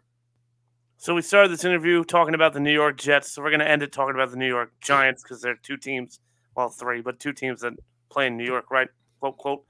Yeah. Giants, obviously, they've been hit or miss. Saquon, it looks like his time with the Giants is probably over. Now, more importantly, Daniel Jones is kind of the face of the future. Do you see the Giants sticking with Daniel Jones, or is he on a shorter leash than people think? It's tough. I actually thought this offseason that people weren't really talking about Daniel Jones enough, and it was amazing that, he plays in the biggest market in the country. He was a first-round pick. He'd been kind of disappointing over the first couple of years of his career, and no one was talking about this as some kind of make or break season for Daniel Jones. And I thought it was. I think that, if you haven't improved to the point of being a top quarterback in your third season, then I think the team needs to start looking at other options. So I certainly would not be surprised if they did, whether that was, drafting a quarterback in the second round, bringing on one of those, backup guys that will probably be available this offseason. We already talked about, Russell Wilson. That's a situation where Daniel Jones has not played well enough to the point where if one of those top tier quarterbacks, whether it is Russell Wilson or Aaron Rodgers, or, there's been a lot of quarterback movement lately. If one of those guys comes available and you've got Daniel Jones at quarterback, I think you've got to move on it. I actually thought, a couple of years ago that they should have been in play for Tom Brady. I know that the offensive line wasn't in good enough shape at that point, but I think that, being in New York, they possibly could have been in play for that situation. It seemed like they were just content with Daniel Jones. So it's a little bit like treading water where, yes, you can move forward with Daniel Jones, but there's a lot of better options that could come available that they could look to if they do. Like I said, if Aaron Rodgers or Russell Wilson or any of these guys want to be traded. The question is, could they afford them if they become available? That's the question. And with the Giants in their cap, it doesn't seem like they will. Russell Wilson's going to be expecting a huge contract, a very big contract, because this will be his last contract of his career. So I don't know if they're going to be able to afford him. And we know Aaron Rodgers is not coming to New York. We already know that. He's already made it pretty much be known. There's only two teams he wants to play for, the 49ers and the Broncos. So, and I don't think he's going to the 49ers because they already traded their whole life and their whole draft for a quarterback that hopefully will be decent. And the Broncos look like they're a team. If Bezos, I've been hearing that Bezos might buy the Broncos in the offseason. He came out and said no, by the way. I don't believe that. Of course, you think Bezos is going to say, "Oh, I'm not going to buy that team." I mean, honestly, maybe he'll put him in outer space. There's somebody that's going to buy the Broncos. Well, sure. Because the ownership over there, the family are not getting along over there. So they want to sell the team. They want to get their money, and they want to move out of that. Talk about a hands-off owner. Bezos would be the most hands-off owner. That would be a dream situation for a GM and a head coach. Elway might say at that point. All they have to pay Aaron Rodgers is Amazon, stock. He'll be happy with that. I mean, he'd be a very rich man. Pay him under the table with some crypto. That's right. Anyways, Doug, we would like to get you on again. You were a great interview. Tell the fans how they can find you. Absolutely. Yeah. Follow me on Twitter at Doug Kyed. That's DougKyed. And then head to pff.com. I've got a feature on Michael Carter up there today of the Jets. Another one coming tomorrow. Jaguars defensive end Josh Allen with the upcoming Josh Allen Bowl between the Jags and the Bills this weekend. And I've got a mailbag dropping tomorrow as well. Last time that happened, Leonard Fournette threw a punch and got ejected. Anyways, Doug, we'd love to get you on if you'd like to come back on as the season progresses, probably towards the end of the season. We'd love to talk more football and your picks, whoever goes to the playoffs, on where we see the playoff and the wild cards are going to fall, because there could be some interesting things that are going to happen in the AFC and the NFC. As you know, there's like 8 more weeks left of the season. There's a lot more football left, so a lot of things could happen. For sure. No, absolutely. This was fun. 9 weeks, 17 weeks. So there's about 8 weeks left of the NFL season. So yes, absolutely, Doug. And we definitely would absolutely enjoy you coming on again. Thank you, Doug, for joining us. Thanks for having me. Doug Kyed, ladies and gentlemen, Pro Football Focus NFL reporter. When we come back, we are going to have, and we will be talking to the Athletic NBA podcast host and Bleacher Report NBA writer, Mo Dakhil, here on the Sports Loudmouths. It's the Worldwide Sports Radio Network. Be fearless at MMA Long Island and Setuha Karate. Located at 28 Colt Court in Ronkonkoma, MMA Long Island is the martial arts school for you if you want to learn combat-proven techniques, build confidence, discipline, and self-esteem while learning real martial arts to fight back against bullies, predators, and peer pressure. MMA Long Island offers group and private lessons for all ages and levels in traditional Goju-Ryu Karate, MMA, and self-defense. MMA Long Island is one of Long Island's most affordable martial arts schools. There are no promotion, belt, or membership fees, and family discounts are available. All classes are taught by 7th degree black belt Sensei John Benedict with over 30 years teaching experience. So whether you want to get in the ring or protect yourself and your family, MMA Long Island can help you reach your goals. Visit MMALongIsland.com. That's MMALongIsland.com or call or text 516-381-9660. That's 516-381-9660. You're listening to the Worldwide Sports Radio Network. This is the Sports Loudmouths. We are back, ladies and gentlemen. This is the Sports Loudmouths. I'm your host, Big Easy himself, Errol Marks. We got Speedy, the Bagman Petey, and we have the Mothball. Yes, the Mothball is in the studio, as always. Why do you get Tyler the cool nicknames and I get Mothball? Harrison. That's right. Woo! Yes. You can call us at 631-672-3108. You can go to our website. What do you call you, Bagman? www.worldwidesportsradio.com. You can download our app by going to iOS, WWSRN, or Android, Worldwide Sports Radio Network. Thank you to Doug Kyed, Pro Football Focus NFL reporter. And now we have our second guest. He's been waiting patiently, and we are now talking to the Athletic NBA podcast host and Bleacher Report NBA writer, Mo Dakhil. What's going on, Mo? Oh, not a whole lot, guys. I was able to catch the tail end of your interview there and ready to roll, man. Ready for football this weekend as well. Oh, you're a football fan, too. Very interesting. Very, very loosely. You got to pay attention to this crazy NBA and Adam Silver and everything that's going on with Kyrie Irving. So why don't we get into the Kyrie Irving saga? Because it seems like it is a saga over there in Brooklyn. What are your thoughts obviously, I have a lot of respect for Kyrie Irving for what he said on his Instagram. He came out, he really spoke from his heart. He told you what he felt, what was going on with the vaccination, and how the NBA told him that in the beginning, before the season started, that he wouldn't have to get the vaccination. Now, all of a sudden, because of the mandate over here in New York, he is forced to get it, so he doesn't want to do it. And now with the new governor and the new mayor, that could change in the new year. Who knows what's going to happen? Yeah. So what are your thoughts with Kyrie Irving? And do you think the Nets could win without Kyrie Irving in the Eastern Conference? Well, I think you just said it best with who knows with Kyrie Irving, right? In general, we have no full understanding with Kyrie Irving what the possibilities are. You know, I think there was a thought at one point of like, listen, he'll get the jab by the end of training camp.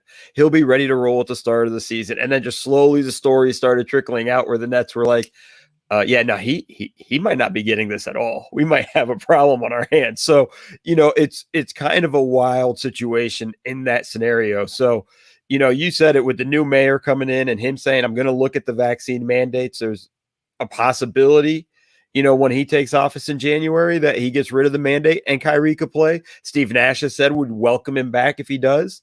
But that's still a lot to just hope for. And that's also 2 months away at this point. Like the whole season could be different. The Nets are talented enough to win the championship, I think, even without Kyrie. They just have some work to do. Right now, that they've been planning all offseason, even in training camp when they thought they'd have Kyrie, to have Kyrie. So now everything's been just thrown up in the air and they got to kind of figure out a new game plan, new rotations, who's going to fit and who's going to do what and things like that. So at times it's not going to look pretty, but we saw last night, like when they're rolling, nobody can stop KD. Before I get to my question, Josh comments Errol's twin. So what do you guys think about that? Do you think you look like each other? Errol's twin? Who's my twin? Apparently he thinks Mo is. Oh, well, that's nice. Listen, two good-looking dudes on a show. What, nothing wrong with that. Hey, listen, I have no problem with that either. But Josh, who's your twin? You thought it was a wannabe Adam Sandler. So. Well, he doesn't look like Adam Sandler, but he surely acts like one. So my question is with Kyrie Irving. So depending on how long it ends up going into the season, at what point, whether it's with the team record, whether it's with the point guard production, or even James Harden continuing to struggle like he did, what point do they either have to look to trade Kyrie Irving, maybe do a swap with somebody like Damian Lillard or Ben Simmons that's been rumored a lot? What point do they have to do that, or even just try to just trade for a replacement point guard? You know, I don't think they're going to. I just don't think I don't know if there's a market for it. And let's just be honest here, with everything that's gone on with Kyrie over the past few seasons, like with this being the latest kind of chapter in the Kyrie saga, I could see teams going like, we don't know what we're actually trading for, right? If it's not the vaccine, it could be something else. Remember last season, which it didn't bother me, but I know a lot of people were upset when Kyrie just took a few weeks off. There's a lot of sort of questions around Kyrie that I think would make a team very nervous to trade for him. If you're Portland and you're trading Damian Lillard, you're going to have a million offers for him. You can't trade for the guy and then Kyrie goes, I'm good. I'm going to retire. That's something he's threatened to do if he gets traded. There's a lot of stuff that's nervous about. So I don't even know if the Nets would have the option to trade him just on the pure fact of there may not be a market for him, which is crazy considering how talented he is when he's on the court. So I to answer your question, I don't know if there's a timetable for it because I just don't think there's a market. You brought up a point guard that's hurting my heart right now because he's on my fantasy team and he's killing me. Damian Lillard has not had a great start to the season, and this one kind of stings a little bit more than his normal He slow never starts. has a good start. That's what happens when you interrupt the question, Hattie. Calm down. So anyway, Hattie? What the hell's a Hattie? Somebody that wears a hat. Well, thank you. You're welcome. So, as I was so rudely interrupted, this one stings a little bit more than his normal slow starts because it was very well documented that his relationship with Portland's fractured. He doesn't like Chauncey Billups as his head coach. Is there more to this than just Damian Lillard having a slow start, or is his mind not really into it right now, even though now reports are coming out saying he's demanding and really pushing for them to go get Draymond Green? Yeah, I mean, it's interesting in that sense. Like, everything I've seen from Dame is he's not ready to leave Portland yet. And maybe that changes as they continue to lose some games. He's starting off slow. It's like we were saying earlier, it tends to happen with him regularly. Keep him on your fantasy team because what's going to happen is trying to trade for Curry. Well, if you're getting Steph, then okay. I'm all right with that. But like if it's for anything less than that, he's going to blow up. He's too good of a player to be shooting this poorly. That's going to come back. And I think it's just a matter of him finding his rhythm, getting comfortable with everything that's going along. It's been a weird sort of 6 months for him since the offseason, basically, where he was contemplating demanding a trade, ended up backing off of that. They bring in Chauncey Billups and he's building a rapport with Chauncey. When you look at this roster, he asked for a championship roster and they brought Cody Zeller and Larry Nance Jr. Not really much of an upgrade. So I think there's a lot of frustration there in everything that they have going on, but just keep an eye on it. I just don't think Dame's going to start out or stay going this cold for this long. I'm waiting any second for the breakout game. We are talking to the Athletic NBA podcast host and Bleacher Report NBA writer, Mo Dakhil. Now, Mo, going back to New York, let's go to the New York Knicks. And the Knicks started off very strong. They were 5-1. They were playing great basketball. Tom Thibodeau's preaching defense. This team, Walker was playing defense. Fournier was playing defense. The last two games, they have not played good defense. And really, Julius Randle has become really a stopgap ball hog. And that's what I see him to be. I am not a big fan of Julius Randle. I think he reminds me of a poor man's Carmelo Anthony. That's where I see him to be. But we saw what he did in the playoffs last year. He completely choked when the fans started to come into the stadiums. And even against the Bulls, when there was, 4 seconds left of the game, he missed 2 foul shots, could have cost them the game over there with the Bulls. When you look at this team, could you win as Julius Randle as your number one guy? Or do the Knicks need to look forth at maybe another guy that could be available at the trade deadline as a number one guy? Yeah, I mean, I'm not a big Julius Randle believer. He's been great. He's been awesome in New York, had put up big numbers in the regular season last year. I was very suspicious and wanted to see what it would look like once teams were able to game plan for him during the playoffs. And we saw Atlanta kind of just took him out of his rhythm in that series. And the Knicks responded by adding more scoring in Kemba Walker, in Evan Fournier, and everything that goes with it. But those guys don't defend. They may defend a game here, a game there. You might get a good night defensively from those guys, but you're not going to get a consistent, full stretch of a season with those guys. Kemba Walker with his knees, very questionable. And so my big question whenever I watch the Knicks is their offense just looks the same to me. Everything runs through Randall. Randall's kind of a play terminator. Anytime they're running a play and the ball ends up in his hands, the play's over. He's going to try to go one-on-one and take it from there. And now it's just on him. Can he recreate what he created last season and build that up for them? And I just don't think he can. And I just don't think he's a number one guy. I don't think he's a guy you can win a championship with him as your number one, maybe even not as your number two. So what do you think the ceiling is for the Knicks this year? A lot of people think with the Nets possibly losing Kyrie Irving for a while, maybe they're the team that sneaks into the top three. Milwaukee, Miami, Atlanta, teams like that. They're kind of in that running the 76ers. How about the way Charlotte? they played. I don't think a lot of people were expecting that at the beginning of the season, though. So where do you think the Knicks ceiling is in terms of being a regular season seed, and also what kind of playoff identity you think they could have? Because it was bad last year, but we know a lot of times good defensive teams can do well. Yeah, I think the ceiling for them is probably about a 5 seed. I don't see them having home court advantage this season. I just think so many teams are better. We're already watching Miami looking way better, I think, than anybody was fully anticipating. Yeah. Not me. All right. Well, that's good on you, brother. I think Miami's overrated. I really do. And I honestly, they lost the other day. They're 6-2. Oh, what a shame! And I don't think they have the depth that everybody thinks that they have. I really don't. I don't think anybody's questioning the depth. I think because I'm with you on the depth. I think that's the biggest concern. But if they're healthy by the end of the season, they're going to be a tough team to deal with. The question is, how healthy can they stay throughout the regular season? Because look, Jimmy Butler's old, Kyle Lowry's old. You're depending on guys. PJ Tucker is barely moving out there, still productive, but barely moving. And I think you just kind of are hoping you can cobble everything together and keep it going. But when you look at the Knicks, I just don't think they have that chance to really jump a lot of those teams. And with the Eastern Conference so much better, I could see them anywhere from 5 to the 7, maybe even 8 range. I could see them in the play-in tournament. And that might just be a product of this team's better this year, but the East has gotten so much better. They might just have to be the team that falls. Don't you think the Knicks have the depth and really what they added with Fournier and Walker? They have more depth offensively than a lot of these teams. I mean, the Chicago Bulls added a lot of pieces, obviously, with the point guard that they added and Ball, and then some of the other players that they added in the offseason. They're a very good team, and they have depth. Toronto, I don't believe Toronto is going to be on top of the Eastern Conference.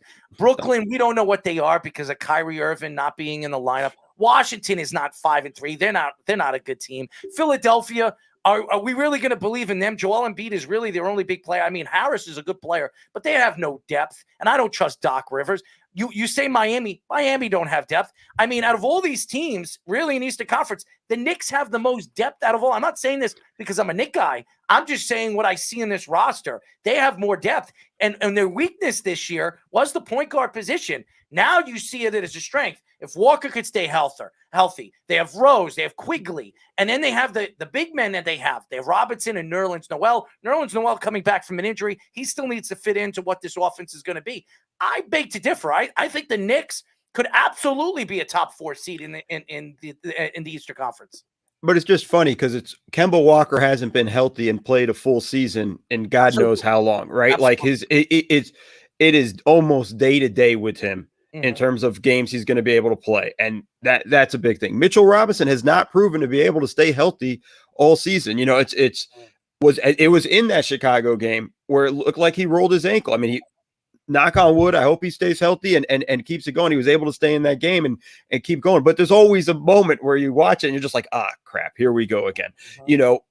Rose, solid dude, but also getting up there in age. So I wouldn't be shocked if that stuff begins to kind of start to fall off.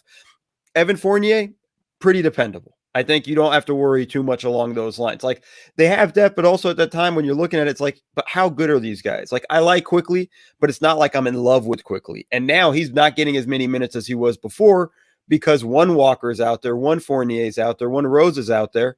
It's a shorter leash, right? Like, if he goes out there, has a bad turnover, Tibbs can throw him out and bring somebody else in. It'd be one thing. Gardner would go nuts if he subbed in Elfrid Payton for him like last season, but if it was, but now if you're putting in Fournier or somebody in replace of him, it just slows his development down and that stuff. So I don't even know how much you're going to even get fully out of quickly. So I just think with them, I don't trust their offense at the end of the day. It's very one-on-one centric, and you're really dependent on Kemba Walker staying healthy, and I just don't trust the knees. So we kind of hit on my question already. Everyone was talking about LA. Oh, they bring in Melo. They go get Russell Westbrook with LeBron James. Anthony Davis was already there. And they bring back Rondo. And then everyone's talking about the big three in Brooklyn or the Bucks. I personally think that the NBA Finals are two teams that no one's talking about right now. Golden State looks amazing together, and that's without Clay. And the Miami Heat, to me, are the best team, the best starting five in the East as a whole. And they play two-way basketball. Well, no, go ahead. Go ahead. No, I mean, just to go right at that with that, like my thing with Golden State is, their defense has looked really good right now early on. That's going to change when Clay comes back because you're going to have to play Clay minutes. Clay is not coming back and immediately going to be ready to roll. Doesn't matter how much practice he does or whatnot. He hasn't played in 2 years, basically. Right. And at this point, he's going to come on the court. It's going to take him 2 to 3 months. And we saw it last year with KD and the Achilles. Right. I don't think, as good as KD looked when he was rolling, he missed a ton of games because your body does not respond all that well to after you tear your Achilles and go try to play any other sport. Now you're going to start you got to worry about hamstring strains. You got to worry about your groin, your knee, your legs are going to overcompensate. Your left leg's going to be trying to take on more of a load. It's a whole thing of your body just has to learn how to recover again. So I think that's going to slow them down a bit.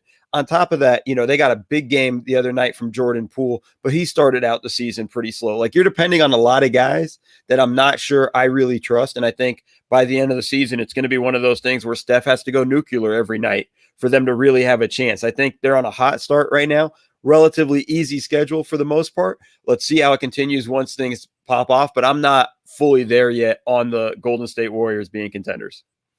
As you guys know, we are talking to the Athletic NBA podcast host and Bleacher Report NBA writer, Mo Dakhil. Now, Mo, we talk about Steph Curry, and I'm tired. I am tired of listening to fans try to compare Steph Curry to the all-time great point guards, okay? I'm tired of it because he is not a point guard in my eyes when it comes to when we talk about John Stockton. Chris Paul yesterday is in third place in assists. The closest person to him is 3,000, 4,000. Jason Kidd second. It's be quiet. Be quiet. Let me speak and finish what I have to say, and then you can butt in like you usually do. And I think he's like 4,000 or 3,500 away from getting close to John Stockton. John Stockton also leads point guards in steals, of all time. When we talk a prototypical point guard, Magic Johnson, John Stockton, Jason Kidd, even Chris Paul, those are the prototypical point guards. When you look at Steph Curry and what Steph Curry does, I don't look at him as a point guard. I look at him as more of a, I guess you could say a prototypical 2 and 1. He is not anywhere. And when I look at ESPN and look at all these Bleacher Reports and all these people grade the greatest point guards of all time, and Steph Curry, who's honestly had 6 good years in his illustrious 12-year or 10-year career as an NBA player, comparing him to the greats, do you think Steph Curry is one of the top 5 greatest point guards of all time? I think you got to put him up there. I'm sorry. But I'll say this, and I'm going to push one. I'm going to give you one thing here, and I'm going to give you a win here a little bit too, though. He's a hybrid, right? But I think that's what we're trending that's what towards. I'm saying, a 2 and a 1. That's what. And by the way, well, that's what I mean. A 2 and a 1, a 1 and a 2, a point guard and a shooting guard. That is what a 2 and a 1 in NBA terms. A 2 and a 1 is. Gotcha.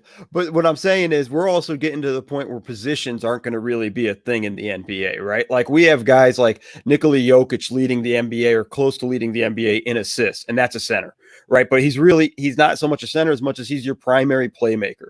And that's what Steph is. And a lot of what Steph does is just the action off the ball to create so many more opportunities for them.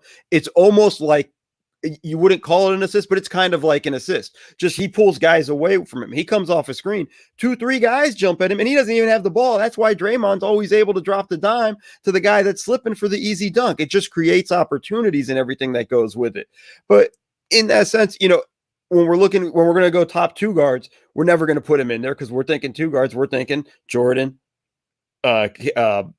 Kobe. We're going to go down that list. He's not going to be there, but he does belong in the top 5. Now he's not number 1 for me. He's not number 2 or 3 in the best point guards. Along those same lines, Magic Johnson's probably going to be there in your top 5 point guards, but Magic was also a hybrid because he was basically a power forward. It's along those lines where we're starting to blur those lines here a little bit with positions.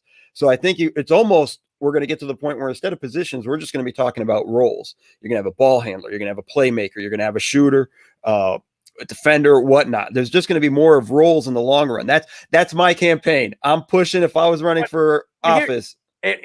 He's not even the best point guard in the NBA. He really isn't. Oh, stop it. He isn't. When all the point guards are playing at the top of their game, he's not the best point guard. In the last 4 years, when at the top of their game, Damian Lillard has been the best point guard in the league.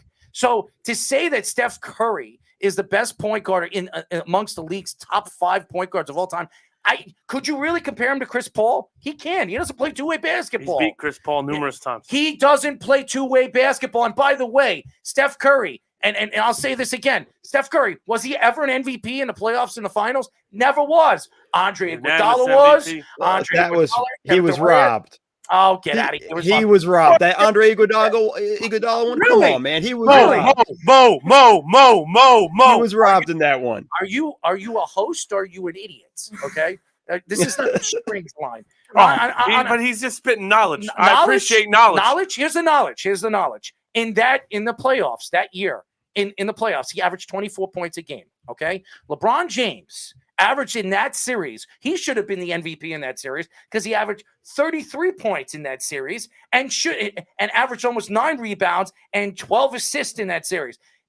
Steph Curry wasn't even the best player on that team in that series. He didn't make the big plays when they needed to. And by the way, Klay Thompson, at the end of the games, they gave him the ball, not Steph Curry. To say that he was robbed is ridiculous. And Andre Iguodala was the one that shut down LeBron James in the final 2 games, and that's why they won. So he just threw those numbers out of LeBron. Like, how much did Iguodala actually stop him if he's putting up those numbers? And LeBron should have been the Finals MVP if they won the championship.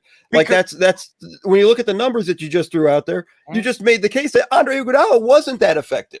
Andre Iguodala made the big plays at the end of the game, especially I think it was in Game 6.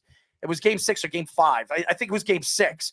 Andre Iguodala was the one that had that big block on LeBron James. He's the one that played the defense and took LeBron James out of his game and out of the point where LeBron James was left to do everything in that game. And by the way, honestly, with that whole game and that whole series, Steph Curry didn't deserve it. And for you to think that Steph Curry was the MVP of that series, I don't know what the hell you were watching, because I was watching a completely different game. And I don't think Steph Curry was the MVP of that series. And I don't think, honestly, Steph Curry, if you look at his numbers in the playoffs, they're not good. From the regular season, if you look at his record, what did he average last year? 30 points a game? Yeah, he was 31 scoring points a champion, game. 31 points. By the way, when they got into that round robin, did they make the round robin? Did they make the playoffs? No, they didn't. And that was a bad team. But bad team.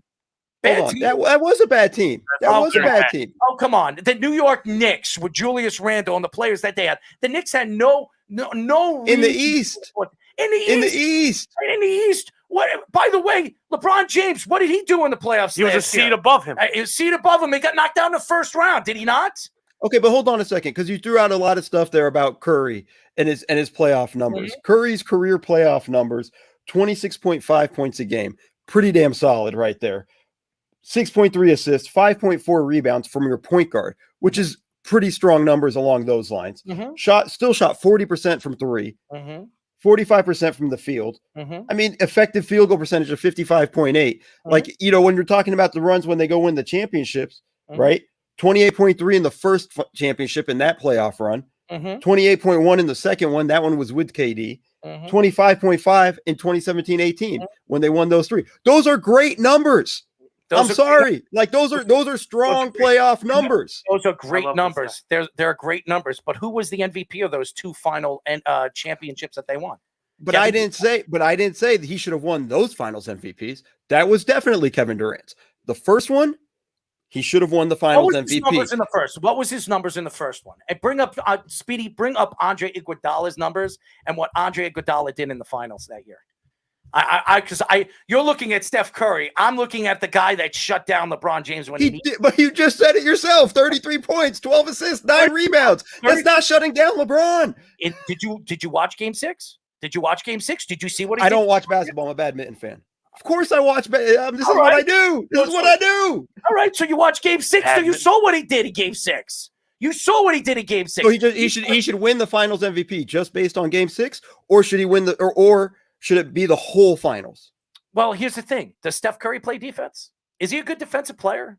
Is he a good team defensive player? He's not.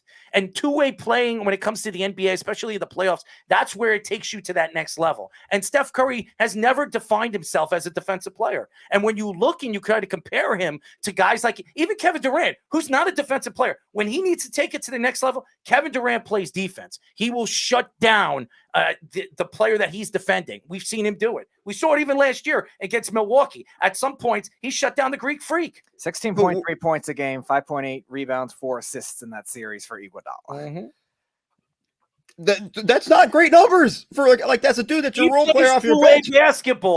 Two-way basketball. Defense wins championships. Why did you should give it to Draymond then? Draymond? I mean, that's I will step on your you know what to get you out of the game. You're going to give it to him. Give me a break. LeBron should win MVP for being a crybaby and complaining about it. No, but here's the thing: if you want to make the case while losing the finals, and LeBron should have won the MVP, I'm okay with that. That makes sense because those were amazing numbers. But don't come to me and tell me Iguodala was the finals MVP in that series when the fact is LeBron still was putting up monster numbers throughout the entire series. It's not. It doesn't matter. Just one game is not enough of a sample to say, hey, Andre Iguodala is a finals MVP. If we're going to award it to the winner, which a lot of writers tend to do it, you got to win to be able to do it. The only time we've had a finals MVP go to the loser was Jerry West back in the 70s. It's the only time. That's it. It's just that one. When you have that mentality, it's got to be Steph. Steph's the guy that's the only reason why they won the finals, is the only reason why they got to the finals. It's just that simple. It's Steph Curry should have been the finals MVP in that year. Why did they bring Andre Iguodala back to the team this year? Because they had a bad team last year. They didn't play any defense last year. You think a 38 or 37-year-old Andre Iguodala is going to make a difference to this team? Defensively, absolutely. Absolutely. Defensively in the playoffs is something that they don't do. They don't play defense. They don't play He's team not defense. going to take shots. Oh, God. Andre Iguodala, if you look at what Andre Iguodala has done, when he was on the team, and when he was on the team, they were a championship competitive team. When Andre Iguodala left the team, what was he off the team for 2 or 3 years? Yeah, what did they really do? Like 4 different What teams, did they do? Did they? You're mixing that up with Kevin Durant leaving and Klay Thompson getting hurt. It's a very convenient argument to make with Andre Iguodala left and they didn't make it to the finals. And if you're a superstar player, you take your team to that next level. Honestly, look, you say the Eastern Conference. That's fine. Julius Randle took the New York Knicks to a 4th seed when they shouldn't have even made the playoffs. Okay? Yes, they lost against Atlanta. By the way, Trae Young took his team to the Eastern Conference Championship with who? Who does he have on his team? Nobody. Collins. Oh, give me a break. Clint John Capella. Collins. Oh, yeah, Clint Capella. DeAndre Hunter. Unbelievable. These guys are superstar players. Cam Reddish. Superstar players. Unbelievable. Herter. And look what they did. They went all the way to Eastern Conference Championship. So, honestly, if you're a great player, that's the way I look at it. You're a superstar player. No matter where you play, you take your team to the next level. You make everybody around you better. Steph Curry does not make everybody around him better. But Damian Lillard does. I didn't say that, but Damian Lillard has been the best point guard in the league for the last 3 or 4 years. And has yet to make it to the NBA Finals. Went to one conference finals, got swept by the Steph Curry Warriors. And what superstar has he played with? And don't say CJ McCollum. No, I'm not. I wasn't. I wasn't. But when you're going to go to last season, you want to look at last season. Who on Curry's team's a superstar? What do you mean? Who's on Curry? Curry was the MVP candidate. I don't know how he was over Chris Paul. Chris Paul should have been an MVP candidate. With Devin Booker? Chris Paul was the best player on the team. He was the reason why they went to the finals last year. But Chris Paul has Devin Booker and Steph had Andrew Wiggins and Draymond Green. But we're losing sight of everything. We're losing sight of everything. Just when you look at the Warriors last season, who on that team besides Steph Curry is going to score on that team? Andrew Wiggins is not a bad offensive player. Come on, man. Like Andrew Wiggins isn't a guy that you're going to count on. He's never really points a game. Who's the other guy that they got from Oklahoma City? Oubre. He's a pretty good offensive player. He was terrible last season. Come on. What did he score last year? What was first half? He was good. The second half, he was bad. He scored. He scored, and being helpful are two different things. I can score doesn't mean I'm helpful. It's a whole different deal. Like this whole thing. And he started out the season, Oubre, terribly shooting from three. Who was the next second leading scorer last year? Was it Derrick Rose? No. Who was it? It was RJ Barrett. How many points did he average last year? Well, if I didn't know who's the second, I don't know his number off the top of my head. 17 points a game. 17 points a game to Julius Randle. And by the way, Eric, I'm not answering you. We have a guest on the phone. We're not putting you through. Okay, so I'm not putting you on the phone. There's a lot of Steph Curry lovers here, and I'm just speaking the truth of what I see of Steph Curry. I think Steph Curry is a fantastic player, generational shooter, no question that he is. But to compare him to one of the greatest point guards of all time, he's not better than Isaiah Thomas. He's not better than Magic Johnson. He's not better than John Stockton. He's not better than the greats. He's not better than Jason Kidd. He's not. And I'm sorry. When I look at the point guard, I look at two-way basketball, a guy that can pass the ball and score. He's not a two-way basketball player. He's a great scorer. He's not a two-way. He could steal too. He gets an average of 2 steals a game. But his all-around game, I don't put him with the greats. Now, then why is Damian Lillard the best point guard in the NBA right now? Because he doesn't play any defense. He plays better defense than Steph Curry. No, he doesn't. Really? If we look at percentages, is he? No, he's not in good help position. The team is one of the worst defensive teams in the league last year. I think they were 28th or 29th in defensive rating. Warriors, by the way, finished in the top 5 defensive rating, but Steph Curry happened to play a ton of minutes. Yeah. So it's not like you can't build a defense around Steph Curry, right? Dame was terrible defensively. So why is Damian Lillard the best point guard if he's not a two-way point guard? So you don't think Damian Lillard has the enough background to be the best point guard in the NBA? You don't think? No, I'm going by your definition of he has to be a two-way player. Why is Damian Lillard not a two-way player? Nobody would argue that. Damian Lillard didn't have a big man all season long last year. Okay, and he's Nurkic. Nurkic actually came back in the middle of the season, right? Second half of the season. And they brought him Melo. Carmelo Anthony. We're talking about as a third option. That was better than what Curry had. Defense. McCollum plays good two-way. Nah, McCollum's not a good defender either. Their backcourt defensively is terrible. It's just that's why the Blazers aren't ever going anywhere. And the Blazers don't have any size. They really didn't. Besides Nurkic coming back, that was the problem with the Portland Trailblazers all these years. They don't have enough depth or size. The last time they had good depth and size was when Marcus Camby played on the team. Okay, and that's a long time ago. A long time ago. That's a deep cut. That was a deep pull. Yes, to me, I look at the now again. I'm not going at I know a lot of I agree with you. I have no questions. Steph is great. We just have a difference of that. There's no question about that. And I know he's great. We know he's one of the greatest, if not the greatest shooter we've ever seen. But again, when we're trying to compare him to the greatest point guards of all time, I can't sit here and I know how old are you, by the way? I never 40. You're 40. I'm 39. So we're around the same age. So right. We've watched some of the great teams play, and we talk about the bad boy Pistons with Joe Dumars and obviously Isaiah Thomas, one of the best point guards who doesn't get mentioned a lot. I'm not saying Steph's the best point guard in the history of the NBA, right? But he's in the top 5 conversation. Okay, you can go different ways. I don't have Jason Kidd in the top 5 point guards. Mm-hmm. Sorry, I just don't. It's not. He's not my guy. But this is the beauty of lists, right? Like we're all going to have different lists. But I think automatically the tops when you talk to me point guards, I'm looking at Isaiah Thomas. I'm looking at Magic Johnson. Those are probably the top 2 right off the bat. John Stockton, phenomenal. I mean, there's no question. You said it from the beginning. Nobody's ever catching that assist record. Mm-hmm. Nobody's coming close to it, right? Look how long Chris Paul has played, and he's still 3,000 assists away. Right. John Stockton deserves to be in that conversation. Like there's no arguing that stuff.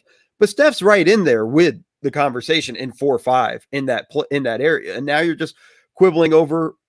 Now we're going to smaller details. Now, are you a Chris Paul guy or a Steph Curry guy or Jason Kidd or who else are we talking? And at the same time, are we going to include LeBron in this point guard conversation? Because that's the position he plays. I think he's more of more like a 3, 4, 5 guy. I mean, he plays the point guard position in the playoffs. Yeah. In the playoffs, yes, it becomes point guard to ever play. But it's so hard to do this, right? But like the more important thing is, we're lucky to get to watch all these guys. You and I are lucky for being able to see all these guys. And Eric, by the way, I'm sorry to cut in. Eric is saying I'm in Never Neverland. Eric, it's your opinion. You're an idiot anyways. You don't even know what you're talking about half the time. I can bite you on the butt by you looking up numbers on a computer doesn't mean that you know more than I do. And honestly, when I watched basketball, which by the way, I've watched basketball, it's my favorite sport. Everybody that knows me on this show knows that I'm a basketball guru when it comes to that. To sit here and tell me that I don't know what I'm talking about, you obviously don't know what you're talking about. Because I could go back in time without looking at statistics on a computer and tell you what the numbers were each year from each player. So what does that tell me about you? You don't crap. And you don't know anything about what you're comparing to when you're trying to compare one player to another. Because like you were saying, Mo, when you look at define the 80s, 90s, and today, the game is completely different. And when you look at the definition of players and understanding what players did in those times, if Steph Curry played in the 90s, he might not be the same player he once was because the game was not even close. Not even close. He wouldn't have been that guy. You know, plus they would have been way more physical with him. Absolutely. It's a whole different conversation, right? Like that's kind of what's funny about the top 75 list. I actually Amin Al Hassan from Meadowlark Media, former ESPN guy, had the best thing. He said they should have done it by decades. Right. Should have been the top 10 in each decade, and then you have 5 wild cards. Because it is so wildly different, right? Like you listen, just on pure talent, you can't compare Bob Cousy to some of the guys playing now. Just because the game's completely different, right? And everything that goes with it and all those things. So, you know, when we're talking about it, and I'm just so glad you brought it up, just the 80s, 90s, 2000s to even now, basketball has changed on so many levels. You know, if you told somebody in the 80s that we're going to have teams shooting 40 to 50 threes a game, they would have looked at you going like, no, that doesn't make any sense. You have to get closer to the basket for the shots. The three is just when we need it. You know, this is when they're averaging just 2 threes a game. Also, I mean, like that's as well. Would LeBron be the same athletic freak he is playing in the 70s? Yes, he would. You know, yes, he would. LeBron could transcend just because look at that body. But mentally he's kind of weak. Mentally, he's weak, but you know, if Shaquille O'Neal slams on the ground, he's going to slam Shaquille O'Neal in the 90s on the ground too. He's just as big and strong as Shaquille O'Neal is. So that's the difference. LeBron James, you look at Steph Curry's body and you look at Michael Jordan's body. Who do you think, if Michael Jordan played in these days, Michael Jordan would be averaging 50, 60 points a game? He would, because he'd be at the line all the time, because he'd be fouling him and putting a finger on him. All right, he's at the foul line. Shoot to three shots at the foul line. I mean, seriously, it's ridiculous. The calls that they have right now, the referees are like little girls. If you put a finger on them, it's a flagrant foul. I remember when Shaquille O'Neal threw Charles Barkley into the third row. Houston, yes. I mean, now we know the origin of their feud. And it wasn't a flagrant. It wasn't a technical foul. I mean, seriously, it was a foul. I mean, now you're thrown out of the game if you do something like that. It's ridiculous the way the NBA has changed and transformed. I wish the NBA was like it was in the 90s. It was much more fun to watch. It was more defensively sound, and they took away putting your hand on a player. I mean, now you got to use your body. You got to use your hip. You got to tear your – it doesn't make any sense. The game was just so much more fun to watch in the 90s and the 80s than it is today. I'm gonna disagree about it being fun to watch in the 90s. It was funner in the 80s when it was up and down. The 90s became a very slow down, methodical, you know. You didn't like the 90s? 90s basketball wasn't very good. Like when you go back and watch it, which I did a whole bunch of that stuff during the pandemic, during quarantine, because, you know, I have a problem. I have a basketball problem. I have to watch basketball. So going through and watching those games, you had too many games. NBA. I'm not a college guy. No, I'm saying basketball is anonymous. Do you need help? Oh, I mean, yes, I do and I don't because I'm not going to go. But yes, I'm not going to admit the problem. The bigger thing is you had too many games that are in like the 80s, right? In the system in the 90s and even the early 2000s. And here's the thing. I'm not a fan of the games being in the 130s and 140s, what we've been having the past few years. Kind of like where we're at right now with the rule changes that we've had so far this season. We've made it a little bit more physical. We've given defenses more chances to actually defend, which is something we didn't have over the last 5 years when offense just completely took over. I think we're getting back to that system of basketball that I think is going to be a lot more fun to watch just in that sense, because we're going to have games that more fun, more flow to it, and you're going to see defenses actually have a chance to, actually defend. And here's another thing, and I see people putting on the feed now. A lot of people, and I've put my top 25 basketball players of all time. I see Eric putting Don't do this. that I put. Let me speak and just shut up over there. I in my top 10, I never put Kobe Bryant because there's so many great basketball players, even of my time, that I never got a chance. Bill Russell's. Will Chamberlain's, all the great players that a lot of players never got it. Jerry West, nobody even watched him play. Pistol Pete, if there was a 3-point line, he was the Steph Curry of that time. So when I go and I look back at some of the great basketball players in my top 10, I wouldn't put Kobe Bryant because there were so many dominant players. First of all, was Kobe Bryant the best 2-guard of all time? He wasn't. Michael Jordan was, okay? And then you have Tim Duncan, who was the best power forward. Some people would say Karl Malone was the best offensive player to ever play the game. I mean, then you have another one you think is overrated. Kareem Abdul-Jabbar. I think he is, but that's all he did. He didn't play defense. Then Kareem Abdul-Jabbar, he was a great two-way player and a great offensive player. Magic Johnson, Larry Bird. I mean, we could go off on everything. So Kobe Bryant might have been one of the best 2 guards and might have been one of the greatest players that we've seen in the last 20 years. But when you look at the last 60 years of the NBA and the greatest players of all time, I'm sorry, I'm not putting him in my top 10. Shaquille O'Neal, I could argue that he was the best center of all time, but I would put him over there. He was the most dominant player in 6 years. And by the way, he won the 3 MVPs when they won the title. It wasn't Kobe, it was him. Then when he left, Kobe won the championships with the team that he had, the different players that he played with. So, again, you have your opinion on what you think Kobe Bryant is, and I have my opinion. I don't think Kobe. I'm not saying Kobe Bryant is not one of the greatest 20 players of all time. He was. I can't take that away from him of what he was. But when I look at the greatest players of all time, I'm sorry, I'm not putting him in my top 10. And I'm sure other people would disagree. And I'm sure a lot of people would agree with me. I know 2 people that didn't put Kobe Bryant in their top 25. They're idiots. No, they're not. Those 2 are out of their mind. Really? Because you're a Kobe Bryant fan. No, that's what you are. There's no way in hell Kobe's not a top 25. That's your opinion. That's your opinion. You could make the argument he's not top 10. I don't think you can make the argument he's not in the top 15. But you can make the argument he's not in the top 10 because I put him 16 or 17 on my list. That's where I put him. Okay. Well, I again, and list again, totally subjective, right? It's all of us. Kind of everybody has their own stuff. But listen, if you value scoring, Kareem Abdul-Jabbar should be number 1, right? Mm-hmm. All-time scoring leader. Everything. Nobody's touching that record. I mean, LeBron's going to come close, but I don't think he's going to get to it.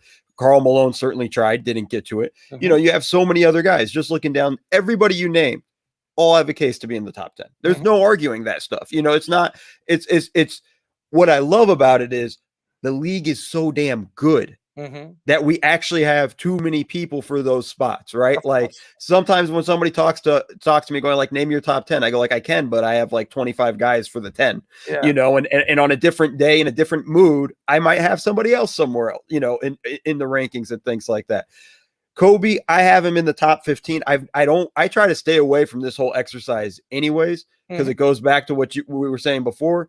Eras are just so different and the game is so different each time, each decade and each kind of era that it's hard to just kind of compare those two. And I'm just not smart enough to do it. Others, maybe. I'm not that guy. I have Kobe. I think I had Kobe at 16 or 17. Yeah, that's where I had him. And it's right on the cusp of 15. I look at the greatest, even I never saw Bill Russell play, but I heard about what Bill Russell Sure. did with the Celtics. I never really got to see some of these guys play, but I seen Larry Bird play at the top of his game. He was unbelievable. Magic Johnson, unbelievable. We forget some of the great players. David Robertson, when he was at the top of the game, he was special. I mean, there were a lot of special players in the league. So when I look at the greatest basketball players of all time, I'm sorry, I'm not putting Kobe Bryant in the top 10. That doesn't mean that I won't put him in my top 20. He was in my top 20. So where did I put Curry? Of all time, 10. If you want to put him at point guard? I put him at 10 because I'll take 9 guys over Steph Curry at my point guard. You want to know, Eric, where I think he is? I look him at a 10 or 11 of greatest point guards of all time. I look at other point guards. I want to see the greatest. When I look at point guards, I want to see two-way basketball. I want to see a guy that could shoot and make everybody around him better. That's where I look at the point guard position. Point guard is the guy that passes the ball, and he's the admiral. He's the guy that's a leader on the court. No, David Robinson's the admiral. So you should love Rondo then. What do you mean? Because Rondo does all of that. I like Rondo, but Rondo as his all-around game, Rondo is not even close to the top 30. I understand. But everything you just described is Rajon Rondo. But here's the problem with Rajon Rondo. Rajon Rondo had a problem with his offensive game. He didn't have an offensive game. He was a great defensive player, great passer, great rebounder for a guy his size. Didn't have an offensive game. And when you look at he made everybody around him better. That's right, but he didn't have an offensive. If Rondo scored 20-something points a game, Rondo's one of the greatest point guards to ever play the game. But he's not. He's still one of the greatest point guards I think to ever play. No, he's not. He's not going to be thought of as top 15. He's not going to be. He's not going to No, be he's thought not. of. No, he's not going to be thought of as top 15. Rondo, Rajon Rondo. I think so. He's not even a Hall of Famer. He's not even Rondo's a- absolutely a Hall of Famer. No, he's not. Mo, is Rondo a Hall of Famer? Everybody's a Hall of Famer in the NBA. Our standards are so low in the NBA in terms of who's a Hall of Famer. I might make it as a Hall of Famer. It doesn't, it's just like the standard is so low. Everybody makes anytime. What's that? Kukoc just got in. Rondo's better than 40. He was the first foreign, like the real big first foreign player. Right. He also might have European accolades too. There's a lot of stuff, right? It goes European. It's the Naismith Hall of Fame, not the NBA one, right? So it becomes that's how you get a lot of these international guys who've had okay careers in the NBA, but were phenomenal in Europe and Olympics and things like that. Like Melo's going to make it just on the strength of 4 Olympic gold medals. Like there's going to be that stuff. It wouldn't shock me, I should say, if Rondo makes the Hall of Fame. I probably wouldn't have him in my Hall of Fame. Stop. But it's just the way the NBA, I mean, Ben Wallace made it, like everybody, the questions where it gets tough, like, does Iguodala make it just on the strength of the finals MVP? Like, does it, there's going to be a lot of those guys that make it. My problem with the NBA, with just the Hall of Fame is the standard is so low. It's just like when everybody's like, oh, somebody got nominated. I go like, okay, they'll make it. Like, it's just, I'm shocked when you did it. They need some of that leniency into baseball because baseball's the other way around. They're Hockey too. I mean, Pierre Turgeon. I was talking to Tyler about it. Pierre Turgeon has 540 something goals and 600 and some assists. He should be in the Hall of Fame. That's Hall of Fame numbers. He's not in the Hall of Fame. It doesn't make any sense how the NHL works on who goes to the Hall of Fame and who doesn't. It's weird because they're the same way. The Hockey Hall of Fame is not just the NHL. It's all the same thing like we were saying with the NBA. It's crazy. also international too. It's crazy. Jagger could get in twice. Yeah, right. Also, Mo, I have another question for you. Go for it. We look at the league and how it's transformed into a three-point league. And now people are talking about, well, the three-point line's too easy to shoot.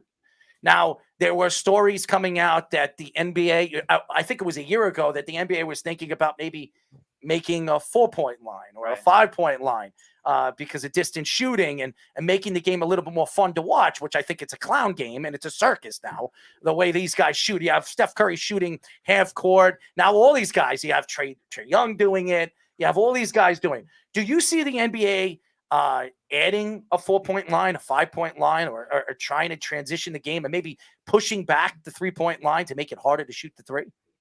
I actually don't see it.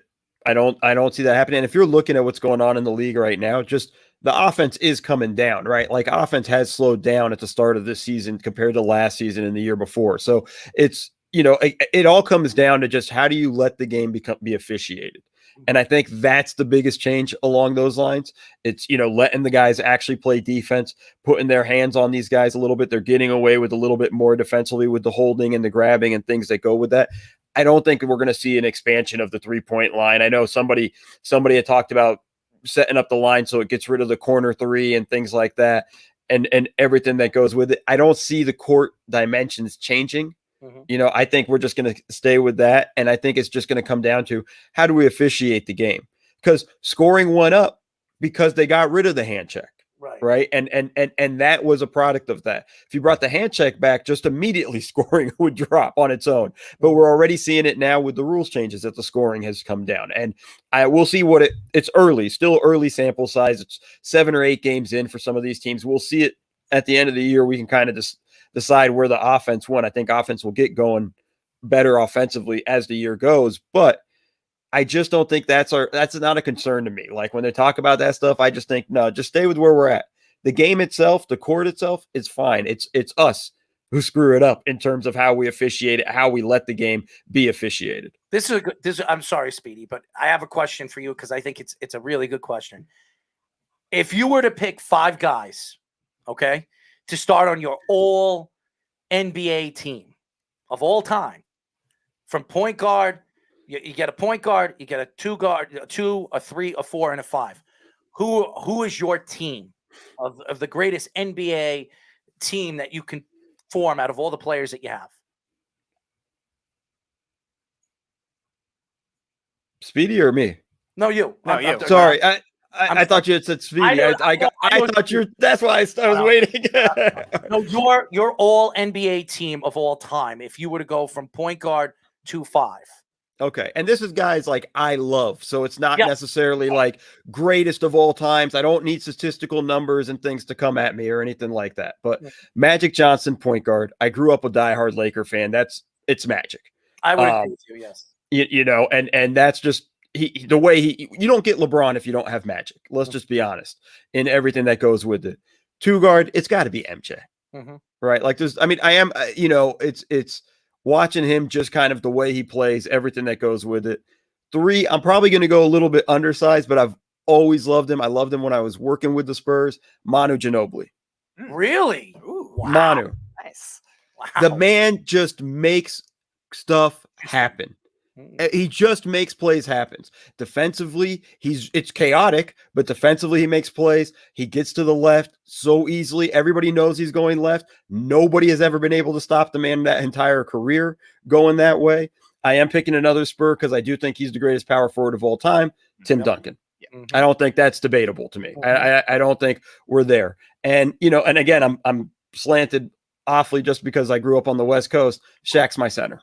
Well, and a lot of people would look at that, and a lot of people. Shaq was just on the I forget what show it was, the TNT show, but it was another show after the TNT show. I forget what they call it, the NBA Today or whatever the heck they do. And I think Kenny Smith said Kenny Smith said that who if you were to go on your top 3 greatest Lakers of all time, where would you put yourself? Would you put yourself in the top 3? He says, I put myself as number 1. Now, when you look at the dominance of what Shaquille O'Neal was for 6 years, I don't think there was any Laker as dominant as him for the 6 years he dominated the league. I don't think it was. And I don't think people actually give him the proper credit, especially because towards the end of the career when he got big and heavy and a little bit slower, he was so agile for a 7-foot, 290-pound dude. Like he was able to just the spins, the a little bit more acrobatic than people really remember and things like that. Like he was doing stuff at 7 feet where you're like, damn, okay. That's pretty impressive along those. I didn't know you could move that way physically. So, and when you just go top Lakers, I mean, the center history with the Lakers, you can go so deep in that sense. Just there as some of the best centers in the game ever to have played are Lakers. So, if it wasn't Shaq, I would have gone Kareem. Like it's just that close. I mean, some of these young guys, some of these guys that are around our age, they don't even know who Elgin Baylor is. I mean, Elgin Baylor was one of the greatest 3-4 guys that ever played in the game, defensively, offensively. But people don't know who he is because they weren't alive to see him play. So And not a lot of footage. No, there is not a lot of footage. And my grandfather used to tell me when we would talk basketball, my grandfather in the 90s, and I was trying to say, well, Charles Barkley and all these guys say, come on. He every time I would name a small forward, he would name another small forward in the 70s and the 80s or the 60s that were dominant. And I was like, I don't know who this guy is, but, right. And that's what's so special about when you see the pastime, even with baseball, you go from the 30s, the 40s, the 50s, the 60s, all the way. And that's why when the decades go away, you really can't compare and contrast some of these players because the game completely changed. So that's what made the game so special. I kind of went in on this. I'm sorry? I said I kind of went in on this. Go ahead, speak up. Well, no, I'm just saying. I think we should all give our top fives, no? Or Go our ahead. lineups, Go, what's rather. your top five? I know Kobe Bryant's in your top five, so go ahead. Well, it's not top five. It's obviously, Manu wouldn't, no offense, Mo, but I don't think Manu's on many people's. That's fine. It's a unique take. I agree with Who's him. your starting five? Let's So hear it. I would probably go, there's going to be a common theme here. Isaiah Thomas would be my point guard. Mhm. The original one, not the guy that. We know who you're talking Okay. MJ would be 2. Mhm. Kobe would be 3, or vice versa. I don't really care how they go, but Kobe would, whatever. My power forward is going to be Kevin Garnett, even though I know Duncan's better. But I'm going to go Garnett. And then I would probably go. Yeah, I would go Shaq. Speedy, who's your All top right. five of all Now, time? question: are we allowing LeBron point guard Just eligibility? play, yes, whatever. You Okay, can do whatever you I'll want. do LeBron, Jordan is 2, Larry Bird 3, Duncan, and Kareem. I would put Magic Johnson as my starting point guard. I put Michael Jordan as my 2, absolutely the greatest basketball player ever. I would put LeBron James as my 3 because the dominance of what he could do and defend multiple positions. I would also think of putting Scottie Pippen there because he was a dominant defensive player too, and I would put him on anybody, and he'd probably stick him. Also, Kevin Durant, you could put Kevin Durant there too. But my power forward would be Tim Duncan. It's not even a question. I think he's the greatest power forward to ever play the game. And at my center position, I would probably put Bill Russell because he was the anchor and he was a defensive-minded player. And with all the offensive players that I have, I need an anchor. And I think he'd be my anchor with Tim Duncan. So, Jeff, I just did pick Larry Bird, but okay. Larry Bird is special, and I've seen some footage of Larry Bird that it just makes him look even more unbelievable when you watch him. I don't think a lot of people have seen how special Larry Bird really was, and even as a 3-4 guy, how he saw the field, and Right. he was a general and a point guard at his position. He was special, but it's very hard to put the top 5. I put Larry Bird on my bench. Absolutely would. There's a lot of guys that are forgotten about it. One of the other big men we didn't even mention that I think is right with Kareem right there is Olajuwon. So Olajuwon's another one. There's just so many. We have so many. Will Chamberlain. Here's the problem with Will Chamberlain, and I'm going to say this again. First of all, Will Chamberlain couldn't beat Bill Russell. Okay, he had a problem beating Bill Russell, and that's the difference. And how many big men were in the NBA when Will Chamberlain played? They were not many. Right, yeah. They were not many. That's why So- a lot of people don't think of it as the top 5, but they might think of it as top 10. So type thing, Will yeah. Chamberlain scored 50 and 50 or whatever the heck he did in the game. Yeah, the 100-point game. But the second, You're right. the second big guy on the court was probably 6'6", 6'7". Right, So he exactly. towered over them. So that was the difference. But he had problems beating Bill Russell, the other big man. So honestly, I'm taking Bill Russell over Will Chamberlain. I'm taking Bill Russell over Shaquille, even though I think Shaquille was so dominant at the position here. And I would say Olajuwon. You look at Olajuwon. Also, Kareem Abdul-Jabbar could have been a 5 or a 4. You could put, and he's one of the He's greatest. my third offensive best player all time after Jordan and LeBron. It's special. I mean, that's a fair assessment. Again, there's just so many different guys you can go with. It's just how good the league's been, for so long. And also the positions and the way they defend those positions, you have to look at that too. Mhm. Michael Jordan was great at his position. I mean, LeBron could defend multiple positions. Tim Duncan can defend multiple positions. And that's why I picked Bill Russell, because he was the best. Some people say the greatest defensive player to ever play in the game. okay, and you put an anchor like that on my all offensive team, I'm winning every single game because they're gonna guard the perimeter and they're gonna guard the boards and they're gonna rebound. So that's what you want. So it's crazy how the NBA has completely transitioned so many different ways, and that's what makes the NBA so special, and that's why I love it so much. A lot of people say, I was a hockey player and I followed hockey. Bo, I know you probably don't know much about me. I played at the top levels of hockey before I hurt my knee, and people would think that hockey was my favorite sport. Growing up, basketball was my love, and it was something that I fell in love with the Knicks when I was in 1988. I fell in love with it, and when Pat Riley took over as the head coach from the LA Lakers, the great LA Laker teams, right? I mean, with Kiki Vanderway, Xavier McDaniel, and people, Anthony Mason, Charles Oakley when he was traded from the Chicago Bulls, Patrick Ewing, John Starks, those teams. And I hated Charles Smith, by the way. Couldn't stand him. I don't even like mentioning his name because it couldn't even like depended on it. But when I watched the Knicks, it was just something special when you watch a whole team play. And I wish the NBA kind of transitioned into that. It's not like it used to be. And unfortunately, it's become what do they call it? A trio game or a shooters league? Not even 3-point league. No, yeah. Big three. Yeah. Superstars hated each other in the game. Okay, Isaiah Thomas would never play with Michael Jordan. He would never see that. Isaiah Thomas would never play with Patrick Ewing. Okay, he would never play with them. But now these days, everyone's friends. Yeah, everybody's friends. They're lovers. They're the best man or their son's best godfather. I mean, it's different. The game's different now, and I think it's hurt the game. I think it really has hurt the game. What are your thoughts to it? I don't think it doesn't help, but in the sense of like rivalries and things like that, we don't have those anymore. Although it's going to be a lot of fun watching Trae Young go at Knicks fans for quite a while. Like that's going to be a lot of fun. It's fun to see the Knicks being good in the Garden and everything alive. I think we've kind of lost that a little bit, and I put a lot of that more on like just the time at AAU basketball and everything that has gone to it and things like that.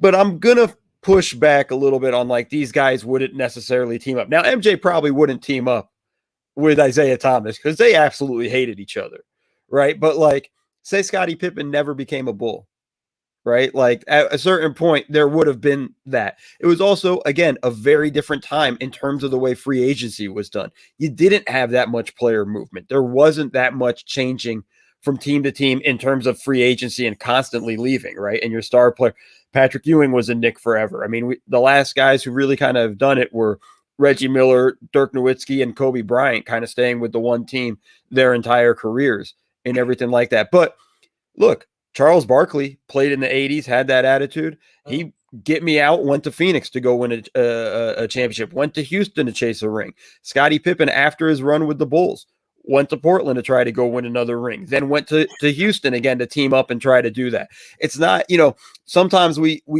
do it with a little bit kind of revisionist history, but it's just that there wasn't so much player movement back then. Mm-hmm. Now there's just a ton more. And I don't know how often we're going to have a player that's going to be with this team his entire career. I think those are going to be rarities. And I don't know how. I mean, Udonis Haslem will be the last guy because I don't think he's going to retire for 10 more years for the Heat. He's just going to be chilling on their bench, as grandpa. But like, I think that's, a rarity in what we're going to have. But I don't think we've lost too much in the game in terms of competitiveness because we've seen a lot of fun trash talk. Look at Joel Embiid trolling these dudes. And going at guys, and telling Andre Drummond, I own property in your head, and oddly enough, Andre Drummond's his teammate now. Very weird, and that's all odd. But like, there's a bunch of that stuff throughout the league and things like that. And, a lot of guys have all said, hey, I'm never going to go join a super team and then go join a super team. I just think that's sort of the product of the league we're in, but I don't think it's bad. Like, we have really great basketball right now. Like, the basketball itself to me is great. The product on the floor is awesome, especially this season.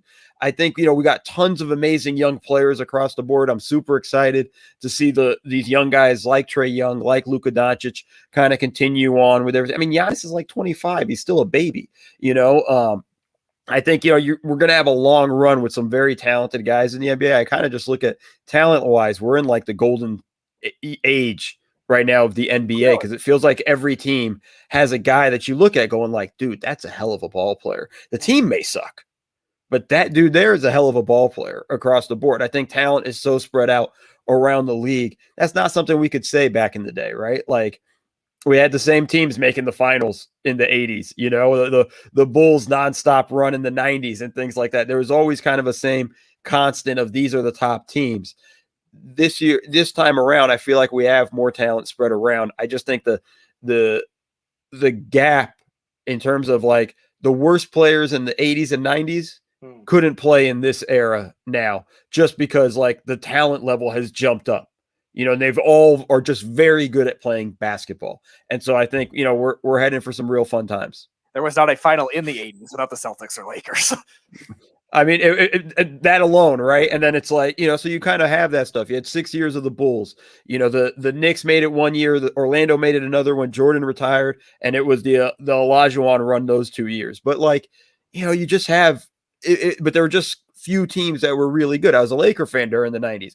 We were bad after Magic retired. We weren't good till 96, and we weren't really a championship team till 99. So when Shaq came. I mean, Shaq came in 96. We weren't that good even. It took us until we got Phil Jackson and then really started to grow and into becoming a championship team. But there's a run of just like we went 10 years and we were terrible. The Celtics were terrible throughout all of that run and for most of the 2000s. The Knicks have been terrible for 25 years. I mean, the Knicks are a whole other thing. I didn't want to throw some, salt in the wound. I mean, or at least the Knicks know how to sell their playoff tickets, unlike the Nets. Well, I mean, the best part about the Knicks now is y'all won one playoff game and it's phenomenal. It's just pandemonium in the streets. I love it. The Knicks fan. One thing you can always expect, if the Knicks are winners, the fans go crazy. In any sport, the Knicks fans are just absolutely crazy. I could say that as a Knicks fan. My last question for you before we let you go, Obi Toppin. And I like what I see with the kid. You see his development. Last year, he barely played.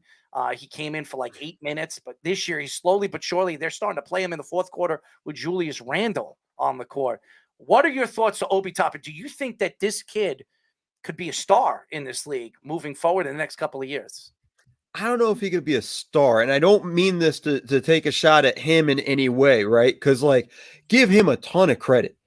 Like you said, barely played last season. Had some moments in that Atlanta series where I was like, okay, there's something coming along here.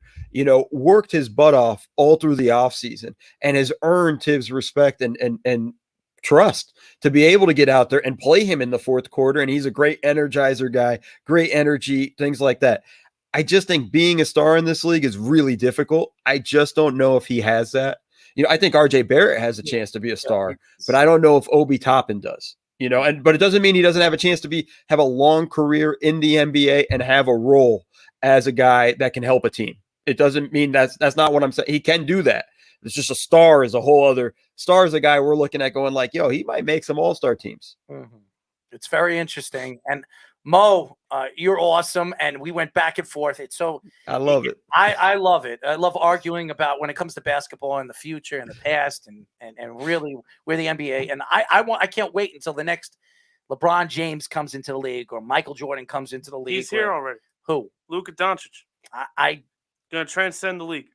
Luka Doncic's been in the league for a couple of years. He's a great player.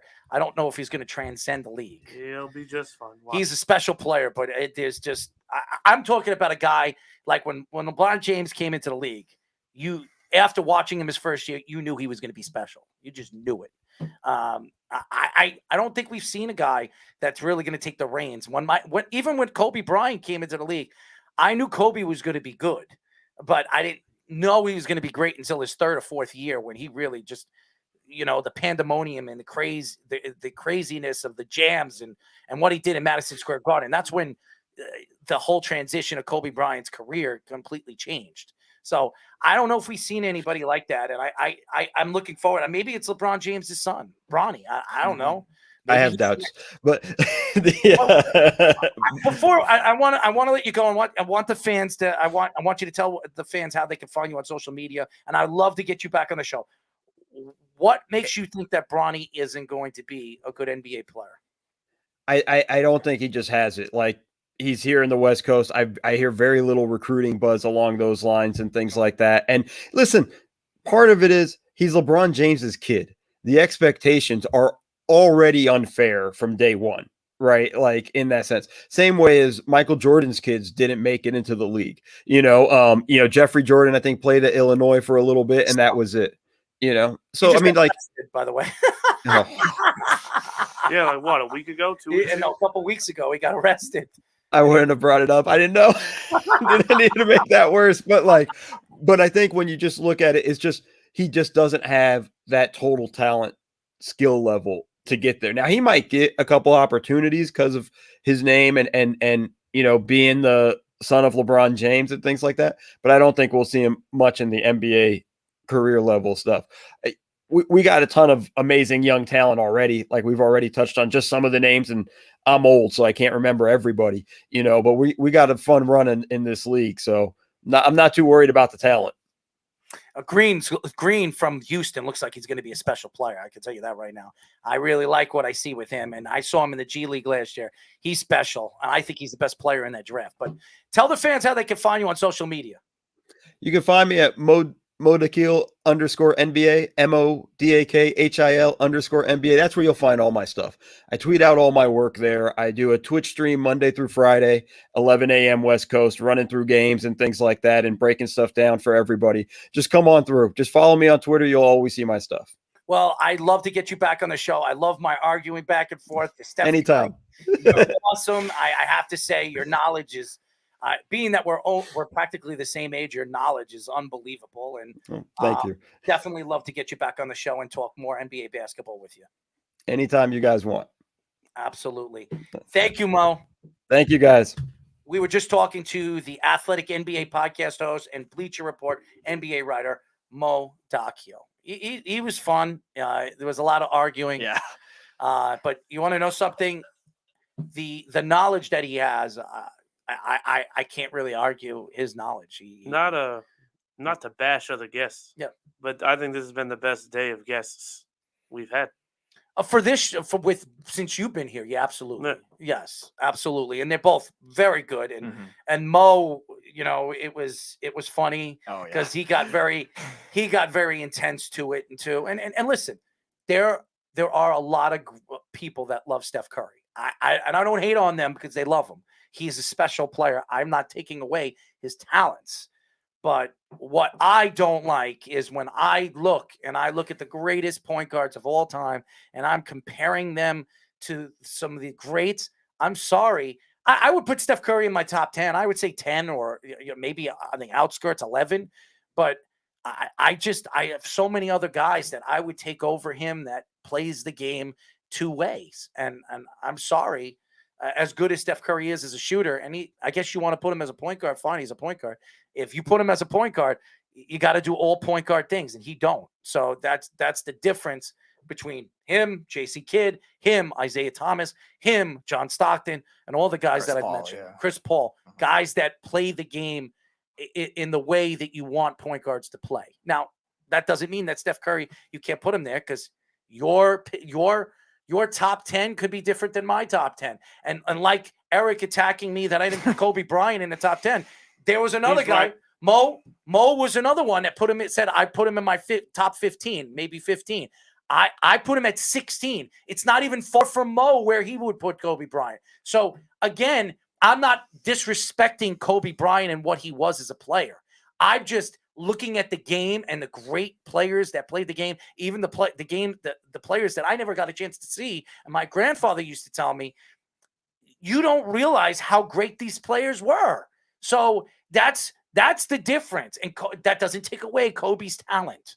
Because if I put Kobe Bryant at 16, that's special from the top greatest basketball players to ever play the game of basketball. My problem wasn't that you didn't have him in your top 10, really. I'm not talking about you. Eric. Oh. He attacked me. Oh, you're the only person that doesn't have Kobe in the top 10. That's not true. There's a lot of people that don't have Kobe Bryant as their top 10. I don't necessarily agree with those people either. But that's fine. My bigger issue is that you had him third in the shooting guard list. behind Clyde Drexler, Kobe. Well, that was my here's problem. the I was difference. like, you got and here's the reason why, and here's the reason why I love Clyde Drexler. I watched Clyde play at the top of his game when he had to play Michael Jordan year in and year out in the West. And if you look at his team, his second best player on a team was Clifford Robertson. Okay, Clifford Robertson. Clyde Drexler, when he went to the Rockets, he transcended that team into a championship competitive team. Okay.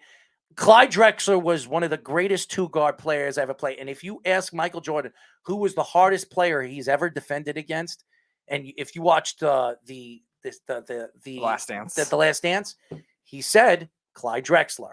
Right. That's why when I look at he insulted him. He always insulted Clyde Drexler, and Clyde Drexler didn't like him either. And they played on the Dream Team together. So honestly, the reason why I put Clyde Drexler over Kobe Bryant is because when I watched Clyde Drexler play at the top of his game, he was something special defensively. It was very hard to score against him, and he played great two-way basketball. And he was just fun to. He was ball, dude. He looked like he was 30 years old, and he looked like he was 40.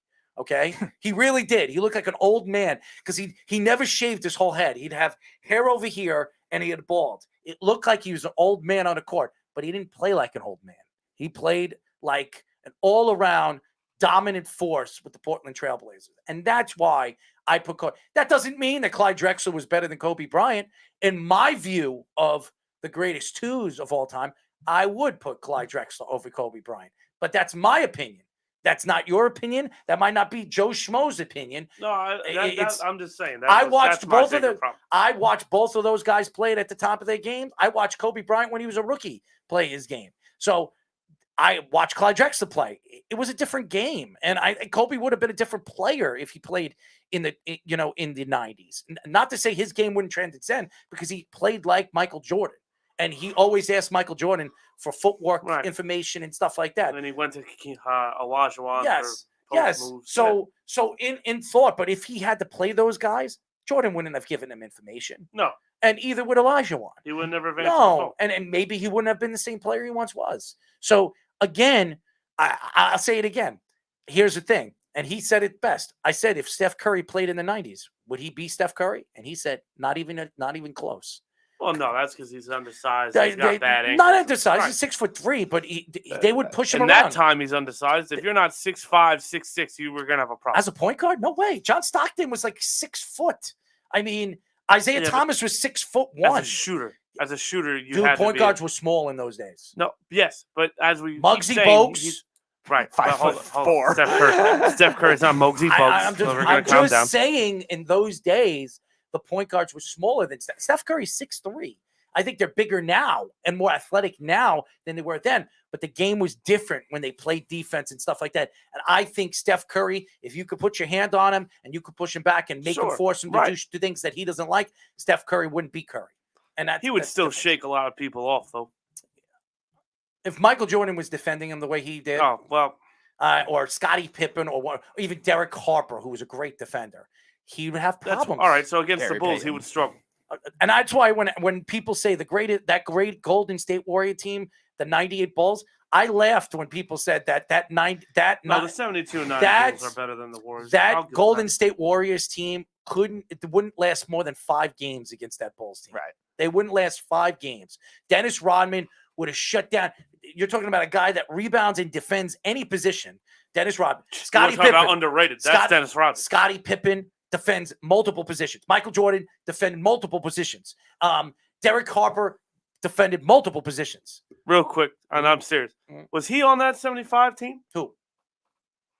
Rodman. Rodman was on that team. The 98 team? No. The 75. The top 75 team. Was he on there? No. Because if he's not, that's a joke. I don't think he was. That's a travesty. But Dennis Rodman was arguably the best defensive player to ever play the game. Right. I mean, so that alone gets you in. They would argue that he was. But again, when I look at that 98 Bulls team, and I don't think anybody would have beaten that 98 Bulls team. They were so good and they had so much depth. It just, I mean, Tony Kukoc coming off the bench as your 8th guy or 7th guy.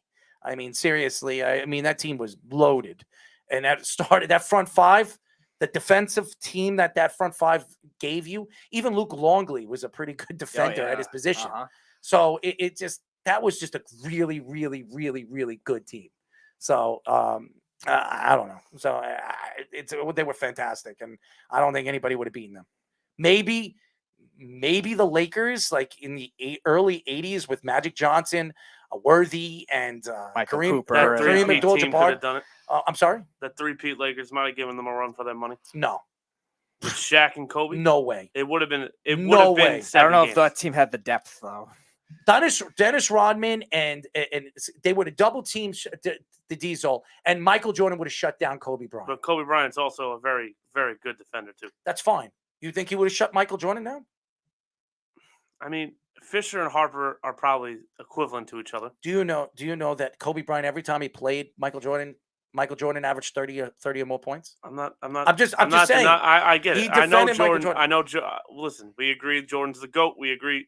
That's why I'm saying the Bulls will win against the Lakers. I think Jordan's the greatest. That Laker team, I think, will give them a better run for their money than the Warrior team. I think Jordan was the greatest athlete I've ever seen out of any sport. I don't think there was anybody better. I hated him. I hated him as a player. Every time he came to Madison Square Garden, it's close. Him and Phelps is close. Oh no, Jordan's better. Jordan's better. But see, I love Phelps, but hold on, you got to take into account that Michael Phelps isn't Special. going against the. He's probably in the top 5. Selena Top Williams. 5. Serena's another one. Tiger Woods. Rafael Nadal. What's his name again? The other guy. Federer. I mean, Federer's the winningest champion tennis player of all time. Now Djokovic. There were a lot of great, but Michael Jordan had that it factor that made him. Michael Jordan. If Michael Jordan needed to run through a brick wall sick, he would have. I agree with you. I agree. Jordan's the GOAT. It's different when you look at it and you try to compare sports. You can't really say, "Oh, Michael Jordan." But if you were to ask me, out of all the great athletes I've ever seen, Michael Jordan was the greatest athlete I've ever seen, probably will ever see. And everybody, Bo Jackson. Bo Jackson was great for 4 years. Athletically, though. 4 years. Athletically, as an athlete, which means, as an athlete, Deion Sanders. Well, right. Oh yeah, no, he's up there too. Him and Bo Jackson, I think, are. Bo Jackson, though, will run over as an athlete, or Dave Winfield, who was drafted in 3 different sports: basketball. The Braves had somebody too that was drafted in 3 sports. I mean, as well, wasn't as good as Dave Winfield, but Dave Winfield was a first-round draft pick in all 3 sports, all 3 of them. No, I understand. Baseball, basketball, and football. He was the best player. Namath, I think Namath is one of the most overrated as a quarterback, but as an athlete, he was drafted. He could have went in 2 different sports. Yeah, but in an era where that was unheard of. I wasn't. I agree with you. He's overrated. I can't stand Joe Namath. I never liked Joe Namath. I met him a couple times. Nice man, very, very nice man. Very, very old. Keep him away from the alcohol. Was drafted in hockey. Oh, I didn't know that. Yes, he was. Who was drafted in Glavine was. He was a 2nd-round draft pick. Mm-hmm. Really? Yes. Some people say Tom Glavine would have been a better hockey player than he was a baseball. He was a Hall of Famer. I was going to say he made the right choice. Well, he probably wouldn't have lasted 15 years in hockey. How do you know? He was a great hockey player. That's fine, but baseball is a lot less contact. If you ask Tom Glavine, if you ask Tom Glavine which sport he was better at, I bet you he'd say hockey. He probably would. So but would he have lasted 15 years in the NHL? I don't know. Wayne Gretzky did.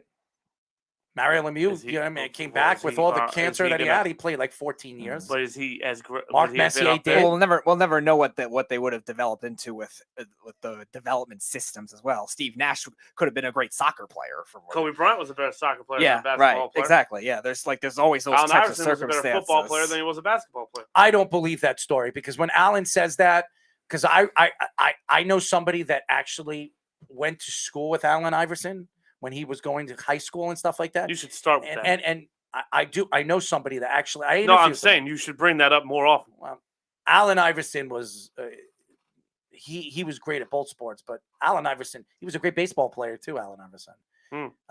Allen was just another otherworldly when he played basketball. He had that. I mean, he's the one that really brought that crossover, like that real new age crossover to the NBA. Yep. And he changed the game. He broke Jordan's leg. Just like Steph Curry changed the game with his shooting ability. Allen Iverson changed the game by the way he moved the ball. What? My boy Andre says the same thing. He drives me nuts. What, Allen Iverson? Yeah, he brings him up all the time. Well- He brings it up. We talk basketball probably once a week. Without Allen He Iverson, brings it up every without conversation. Allen Iverson, there maybe the dribbling, ball handling wouldn't be. There wouldn't be a Right, Steph there'd Curry. be no Steph. There There'd would be be no no Kyrie there'd be there. no- right. The game has changed. I mean, remember, zone defense remember was Steve invented Francis? for him. Steve Francis Yes. went at the top of the game. Stevie franchise. Yes. He was a great ball handler. He thinks Allen Gary Iverson. Payton was kind of a good ball handler too. He was the glove. He was known for his defense. Right, but he was a good ball handler too. He was, but Pistol Pete was probably the best ball handler. probably the greatest ball handler that nobody talks about. I mean, Pistol Pete Greatest really. point guard no one talks about. Well, I think he was the Steph Curry of those ages because people said that he would shoot half court shots Right. every game, and Right, and there was no 3-point line. and his percentage of shooting the deep shot was Jerry West too, unbelievable Right. shooter. You know what I Does mean? he still have the record in college? I know Pistol Pete had the record for a very long time. Yeah, he still does. At least as of I think 2 years ago. I'm not sure. It's if a anyone shame what broke it, happened to but Pistol I think, Pete. I'm Right. pretty sure he still does. And he did all that with half a heart. Right. Crazy. Insane. It is. It's a great story. If you ever see the Pistol Pete story, they actually made a movie on it. It's a very interesting story. His dad was a little bit of a dick. His father was very hard on him, but that's what made him a better player. And Pistol, Pete, when he Might have figured cost him five, Maravich, when he figured out who he was as a basketball player, he realized that if he wasn't pushed to that next limit, he wouldn't be the player that he was at the little bit of time that he played the game. So it is a special story. Why don't we do our picks? I just wanted to mention this before we get to our picks. Jeff, that's a pretty funny one. Best starting five is Grayson Allen, I Ron saw that. Artest, Dennis Rodman, Bill Laimbeer, Rudy Tomjanovich, who beats us in the fights. That's probably Well, right. yeah, if Grayson Allen doesn't trip anyone He said first. Bill Laimbeer. Did he say Bill Laimbeer? Yeah. Uh-huh. He's probably right about that. All right. All right. What is the Jet score, anyways? Is It was 42 to 45, 23 last time I checked. I figured. I turned it off at 42. To I 10. knew the game was over, after Mike got hurt. And then when they dropped the fumble the ball and they went up 21-7, I knew the game was over. So Oh, they've actually dropped third. Oh, the Jets racking up the garbage time points. who's this? Johnson as the quarterback? Yeah. He's got 300 yards. And watch, they'll say, "Oh, he's the future quarterback of the New York 300 Jets." yards, 3 touchdowns. Give me a break. It's such a ridiculous. I even listen to Eric. When he says stupid things, I'm like, guys, I'm sure White is going to be. He's a good quarterback. I'm not saying that he's not. He is not the future of this organization, and not Joe Douglas or Robert Saleh was actually going to sit there and go up there and put their quarterback down. But let's be honest. Why did they, after that game, bring in a coach to sit on the bench to help this kid? There was a reason behind it. They know that Zach Wilson is the future, and that's it. Now, are we ready? You guys ready for your picks? Mm-hmm. Yep, All right, let's go. Jets might make this close, by the way. Falcons, Saints, Speedy. This game will be close. I'm going to take the Saints. I think it'll be lower scoring than people expect. The Falcons defense, they've been Jeff, if you want to call, you can join us. yeah, they've been bad in certain weeks, but again, they've actually played well in games you don't expect them to. I think the Saints will win it late. I think it'll be a late fourth quarter drive. I'll say 23-20. Tyler? This game is going to be a crapshoot. I want to say the Saints because they're at home and their defense is great. Offensively, I don't know who the quarterback is. Alvin Kamara is going to be pretty much the only offensive weapon in this game, so they're going to game plan for him. I'm going to go with the upset. I'm taking Atlanta on the Really? road. Yeah. The Saints are at home. Obviously, they have a lot of offensive woes. They don't know who their starting quarterback is. Jameis Winston is out for the season, 20 ACL. But I think the defense has played pretty well from all the impossible things that have happened. I think Alvin Kamara is going to play a big part in this game. Atlanta has a problem stopping the run. Give me the Saints in this game. This is going to be a very close game, 24-20. Broncos, Cowboys. I'll take the Cowboys in this one. The defense for Dallas still continuing to play very Amazing strong. how They they're made playing, a by the statement way. last week against Minnesota. I know Kirk Cousins has had these quote-unquote primetime woes, but I think they did make a statement in that game. The Broncos receivers still question marks of whether they can stay healthy or not and what their offense is going to be like going forward. I'll say Dallas 24, Denver 13. I'm torn. I really am torn because I picked Dallas last week, and I don't want to do that again. But they're at home. It's Sunday. Dak's supposed to come back. I think I think they're going to blow the Broncos out of the building. I think this could be a blowout. 38-7. I think the game's going to be very, very close. I think the Broncos will be in the game, and I think the Broncos will have a chance to win this game. I think this is a game that the Cowboys can lay up a dud. I think, yes, they lost Von Miller, but the Broncos defense has played very well. Their secondary, their young secondary, has played better than anybody thought they were going to do, even adding Fuller this year. And some people thought they were going to trade him at the trade deadline, but they kept and held on to him. I think this game will be close. I think the Cowboys will win the game because of Dak Prescott, really just Dak Prescott. Give me the Cowboys 27-20. Patriots, Panthers. Give me Carolina in this one. We'll be close. Again, low-scoring game. Stephon Gilmore obviously now playing against his former team. That's going to be interesting how Belichick had a game plans for that. But I think the Panthers offense showed a little bit more last week in terms of at least moving the ball. They've had trouble finishing drives. That's why I think the Patriots will keep it close. But Carolina's defense still has played well too, where I think they'll be able to hold the Patriots. I'll say Carolina 20-14. I'm going to go with the New England Patriots on the road here. And Bill Belichick has too much familiarity with this team. He knows how to get in Sam Darnold's head, and he obviously knows how to run away from his former defensive guru prowess. Just Stephon remember, Gilmore. Christian McCaffrey's probably playing. Is he definitely Yeah, playing? it seems like he is. He could. I think with the knowledge of Darnold, I think he's going to game plan to just take away McCaffrey. I don't think that matters. And we haven't seen him in weeks. Give me New England in a very low-scoring game. I'm going to say 20-13. Christian McCaffrey's played against the Patriots twice and blown them out. So I played very well against the With Patriots. Cam. Yeah, but it doesn't matter. Christian McCaffrey is played very but I'm going to take the Patriots in this game. I think the Patriots defensively has played well week in and week out. Mac Jones is going to have problems this week. I think the Panthers defense has played well this year at certain aspects of the game.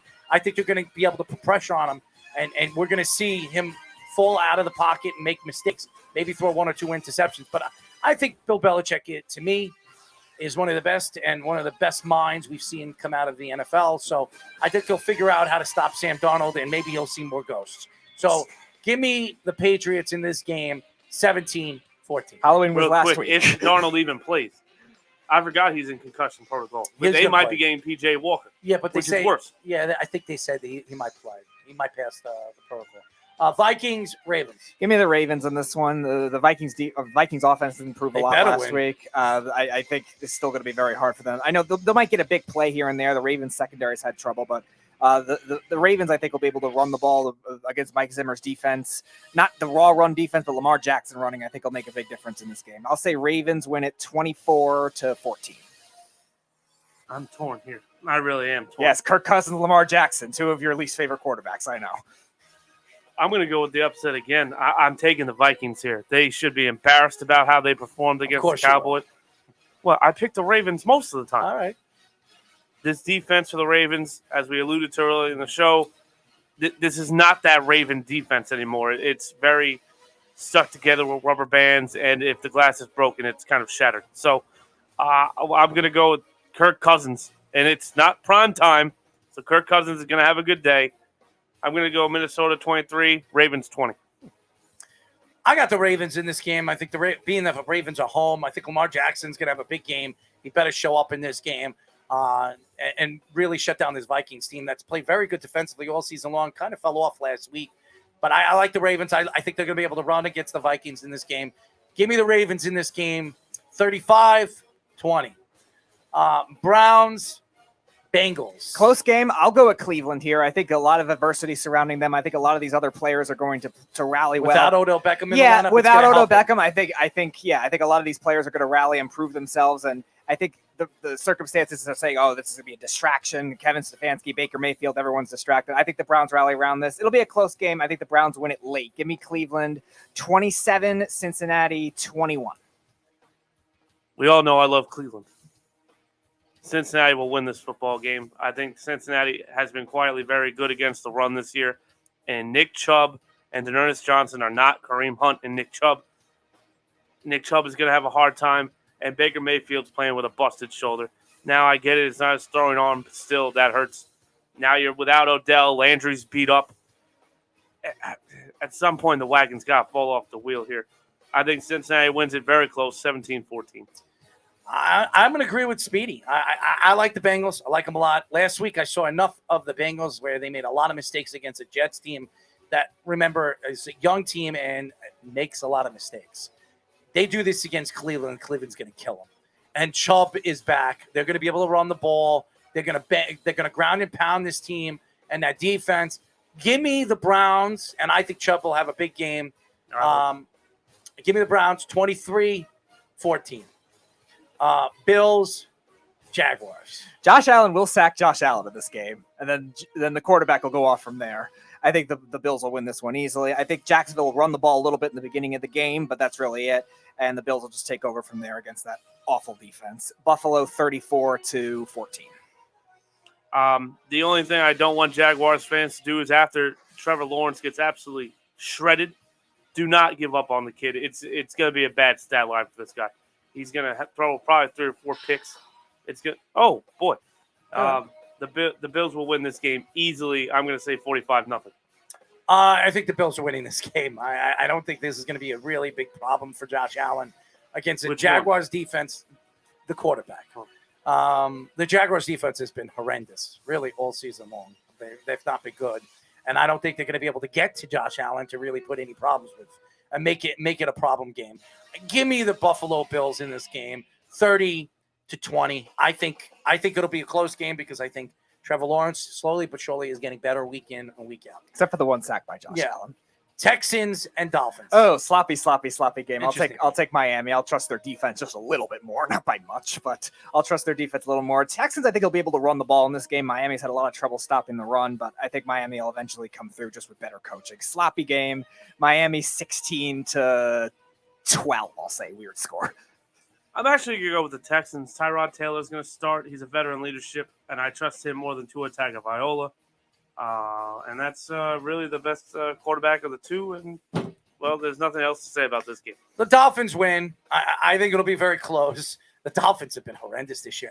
And I'll tell you this. I love Brian Flores. If he has another bad year like this, he will be fired. To New England. He will be fired next year because this can't – the Dolphins went from maybe the Giants. They went from this, just like Adam Gase, to this. And that's where Brian Flores is turning out to be. So – not a good sign for Brian Flores and the development of this team. Give me the Dolphins. It'll be close.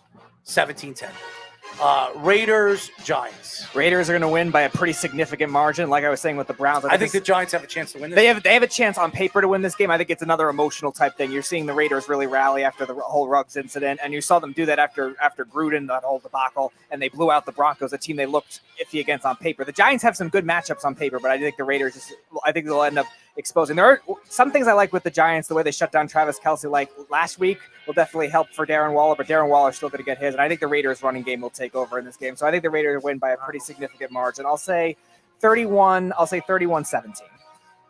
I don't even think this game's going to be close. I think the Giants will hang around at halftime, and then Derek Carr's going to blow the doors off MetLife. Like we said, Derek Carr is playing with an emotional game on Sunday.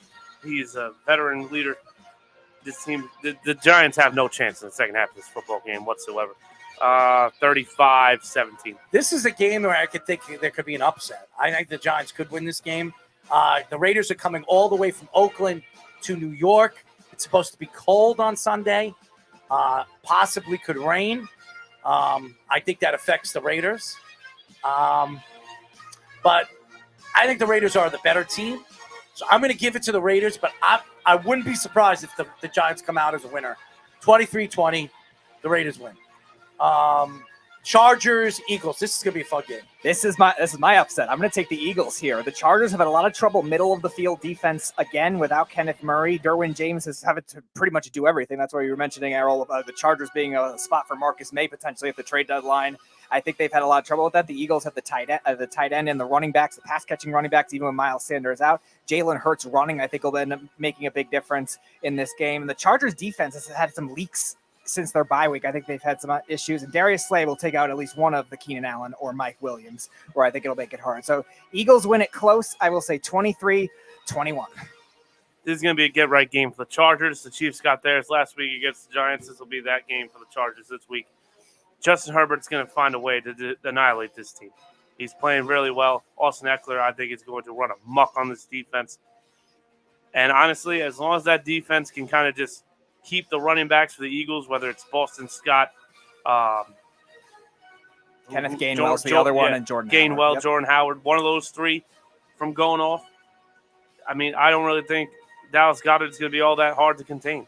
So I think the Chargers are going to win this game. I think it's going to be a get-right game, and they're going to go right back on a straight arrow. 28-17 Chargers. Before we get to your pick, Jeff has arrived. What's up, Jeff? I'm just here so I won't get fined. Nice. Well, I saw that you picked Errol told me to. That's the only reason I'm here. Yes, and I saw that you picked the Giants, which I'm not. The Giants are going to win. This is going to be too much for them. I don't know why you think they're coming from Oakland, though. Are they going west before they go back to New York? Well, they're coming from Vegas, but it's same distance. They didn't want anyone else to start speeding in the Vegas Strip. They're still I coming. just think it's gonna be too much for them. I think this is a perfect game for the Giants to win. It's been a really emotional week for Vegas. So, I think this is a perfect week the Giants would win. That's why I think it, and I wouldn't be surprised if it happens. I wouldn't. I can't imagine there's been a whole lot of practicing going on this week. Not for nothing. Chargers, Eagles. I mean, what are your thoughts with the Chargers, Eagles? Yeah, I don't think the Eagles are any good whatsoever. So, I mean, and the Chargers, not for nothing, I get it, kind of talking about a New England game, but if you pay attention to what Keenan Allen's been saying this week and stuff, how he thinks that the Patriots are no good and we beat ourselves and stuff, and I think the Chargers are out for a kind of blood this week. I don't think that they feel that they should have lost last week, and the Eagles aren't any good, so could be a bad position for them to be in. I would agree with you. I think the Chargers are going to win. I think Justin Herbert will throw close to 400 yards in this game. I think he's going to make a statement, and I believe they're going to be able to run the ball. They didn't run the ball enough with Eichel last week, and I think because he was hurt. Yep. I think Eichler is playing this week. He is playing. He's just going to be limited, and it affects his route tree too, because he's a good route runner. He doesn't just catch screen passes; he catches all elaborate routes too. Give me the Chargers in the game, 40-20. Packers, Kansas City, no Aaron Rodgers. Speedy. Ugly game. I'll take the Chiefs to hold on and win, just because I don't know what Jordan Love is in terms of doing it in the clutch, but this game will be close. If you're betting, I would take the Packers to cover. I think the Chiefs still have a lot of deficiencies on that defense. They still can't run the ball, which is the Packers' biggest weakness defensively. And even so, they've been a little better than they've been last year. So the Chiefs still win, kind of ugly game. I'll say 23-20. They better win or they're done. 23-20. This is a must-win for the Chiefs at home. Pat Mahomes is going to get right at some point. I think this is going to be the perfect time. I think poor Love is going to be in for a rude awakening. I don't really think Green Bay is going to move the ball that much at all. I think the league is starting to figure out Patrick Mahomes. I'm just telling you. I think they're figuring him out. They might figure him out, but he'll figure them out too. I can't see he's going to win this game 35-14. Jeff, what do you got? Yeah, I mean, I want to take the Packers because I don't think the Chiefs are any good, but I mean, without Aaron Rodgers, you kind of have to take the Chiefs, don't you? Mm-hmm. I'm going to take the Chiefs, too. I don't know what Jordan Love is. If Jordan Love starts off strong, he could be special. But we'll see. They've always seemed to find the quarterback in the loom. So, but I got the Chiefs in this game. I think it'll be close, and I think the Packers will have a chance to win. Give me the Chiefs 24-21. Cardinals, 49ers. This could be a game. I think the 49ers could win. Okay. I don't think they will. I think they'll hang tough. I think the problem is the Cardinals have, even though they've had trouble stopping the run, the 49ers have been kind of more flashy than consistent running team this year, where I think you'll see a big run, maybe Elijah Mitchell, maybe it's Sermon if he does play. One of them will get a big run, but I don't think consistently they've run the ball well enough. And the matchup advantages that I think the Niners could expose, they haven't really done much of this season. So I think Arizona will end up winning. I think they'll spread the ball around nicely against a bad secondary. 49ers will keep it close for a while. Kyler Murray might not play. Yeah, that's why I think they'll end up holding the field goals. It'll be a little less scoring as a whole, but I think the Cardinals will still ultimately win. I'll say 26-17. I'm taking the Niners here. They're at home, and these division games in the NFC West are always tick for tack, and they're very strange. And generally, the better defense wins. They should have won the first game. Top 5 defense at home, like you said. Kyler Murray is banged up. Hopkins is banged up. A.J. Green doesn't know when to turn around and look for a touchdown pass anymore. So, no, that's fine. I'll take San Francisco. Jimmy Garoppolo looked amazing against a really good Bear defense last week. I'll take San Francisco 25-18. Who do you got, Jeff? I'm going to take the Cardinals in this one. I think the addition of Zach Ertz is going to help whoever is at quarterback. Another option between Christian Kirk and Hopkins and A.J. Green and Rondale Moore and now Ertz. I think they're going to have too much offense. Even if Kyler Murray doesn't play, I think they'll still have too much offense for just a real shit 49ers team.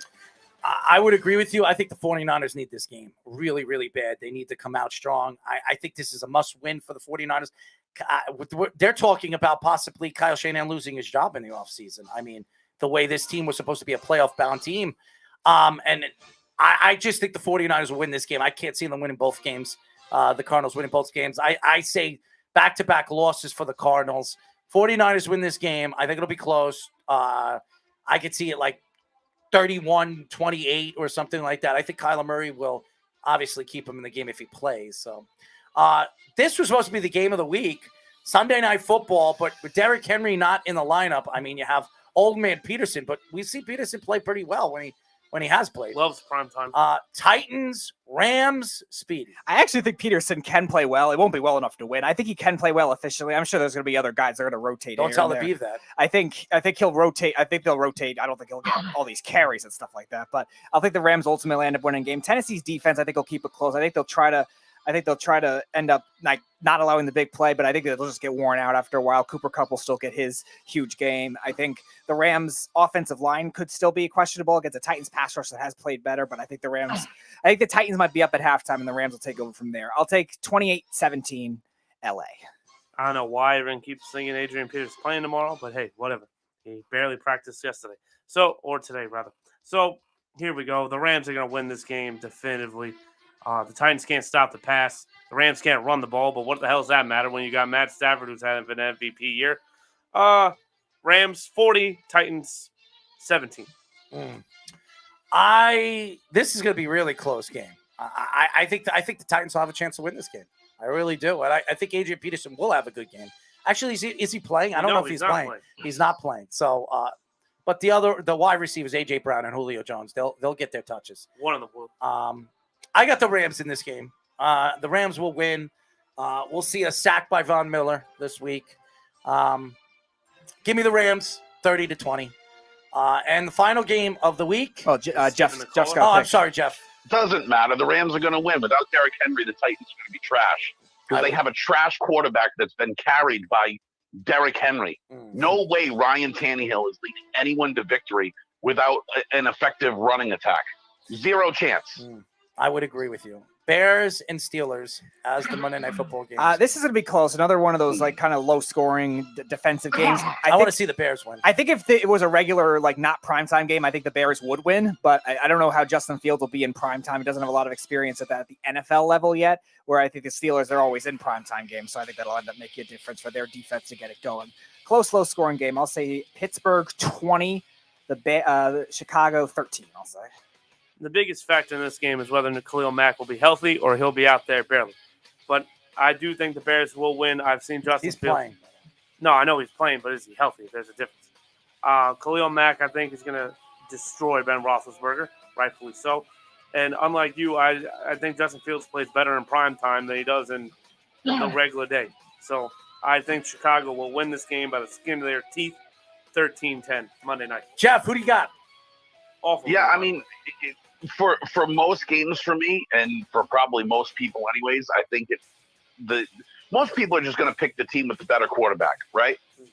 I think Roethlisberger has now become the worst quarterback in the league.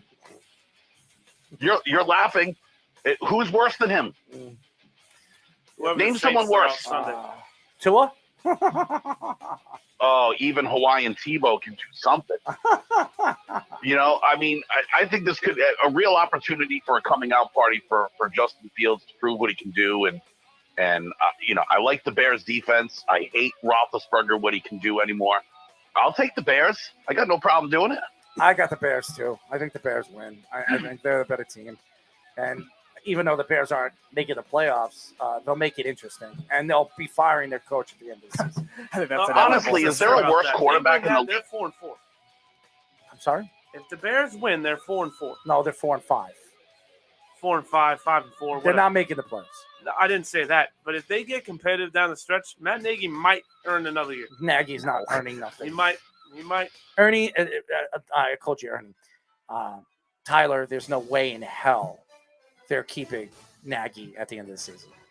Honestly, is there a worse quarterback in the league right now than Roethlisberger? Like, I realize people are going to give him a pass because of reputation and past performance, but if we're judging the dude right now, is there a worse quarterback in the league than Ben Roethlisberger? I mean, if we look at the rosters, I mean, we do have the Jets do have Johnson now as a starting quarterback. So, I mean, just quietly, he didn't play the whole game and still threw for like 250. I know, it's crazy. No, he'll probably be the future quarterback for the Jets now.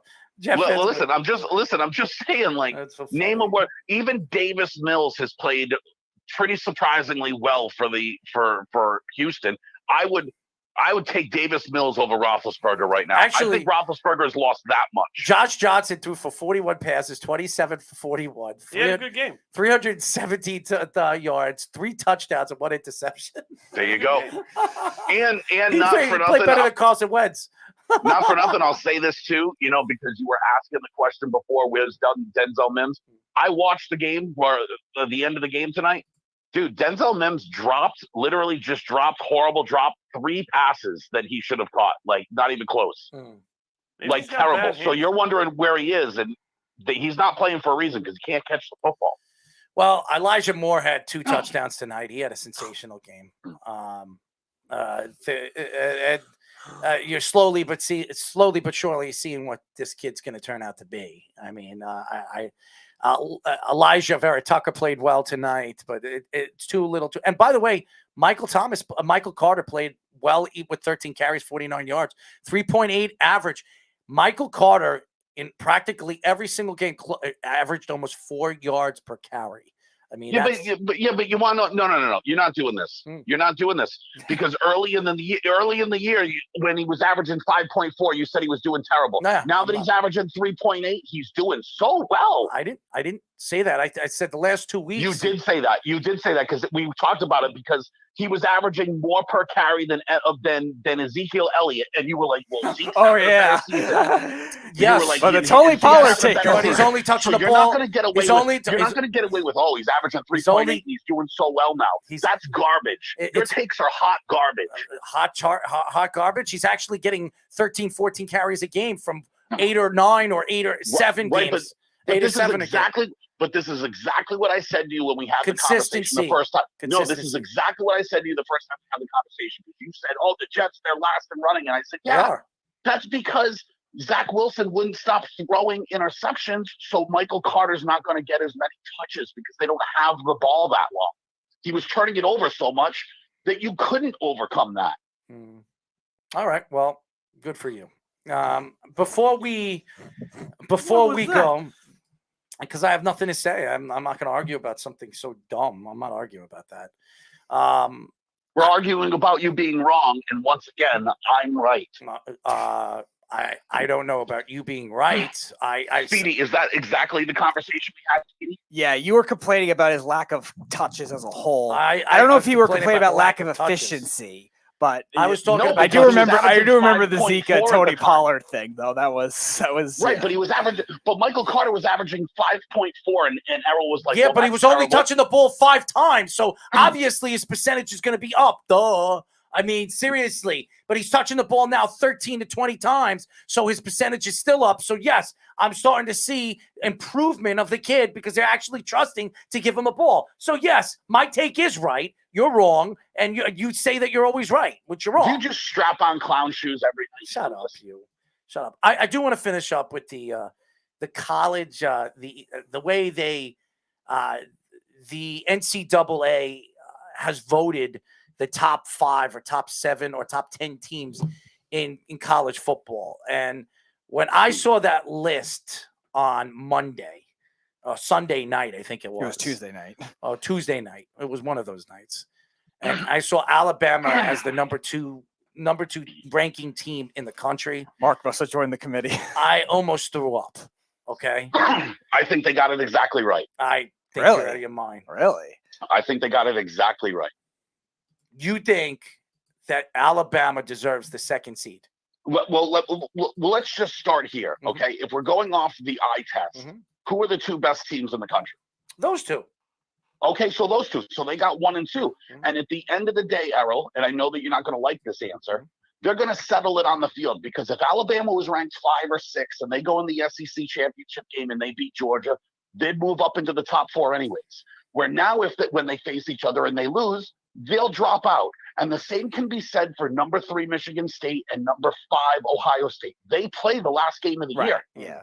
So they're going to settle it on the field too.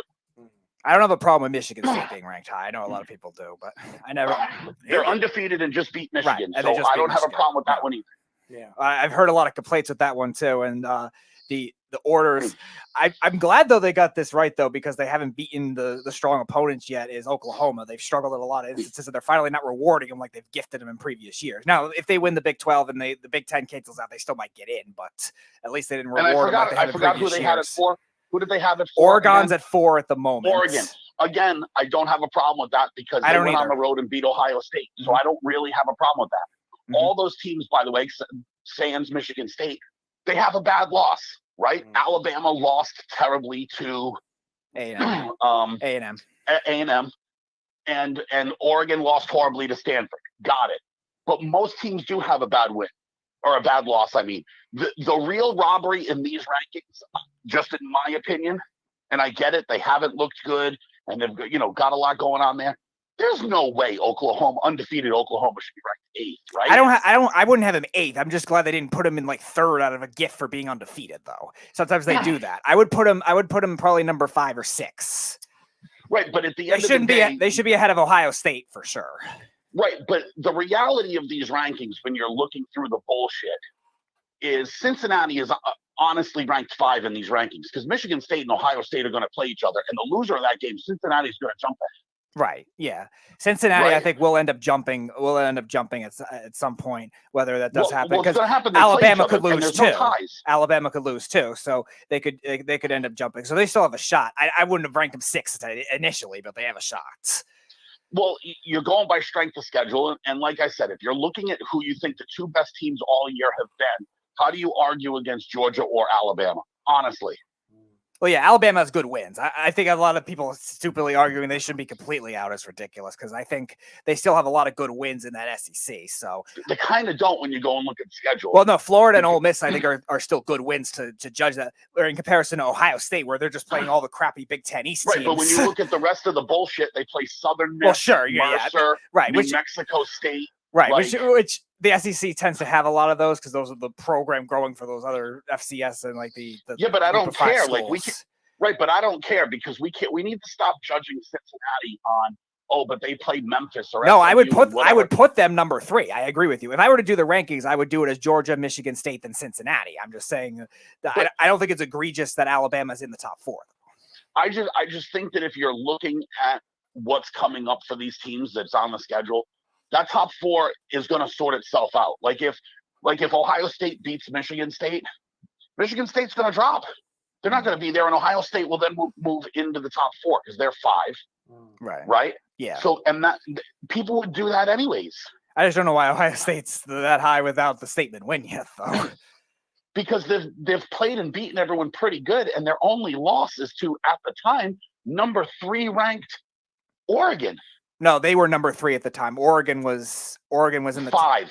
Oh, they were that high? 3. They were either 3 or 5. Are you sure? I didn't think they were that high. I know they were top 10. Okay. Yeah. Right. Oh, top 10 then. Okay. Ohio State was 3. I remember that, but I didn't think Oregon was ranked as high as they were. I think Oregon was ranked really high. Okay. They got as high as 2 before they lost to Stanford. Yes, they did. I remember that. Right. So if that's your only loss, that's a pretty darn good loss. I guess that's fair. It seems like they were struggling a lot in the beginning of the season, with kind of like Oklahoma teams they were struggling against. And I'm glad the committee isn't rewarding that like they used to. And that's if you're looking around at the rest of the schedule, name a better loss.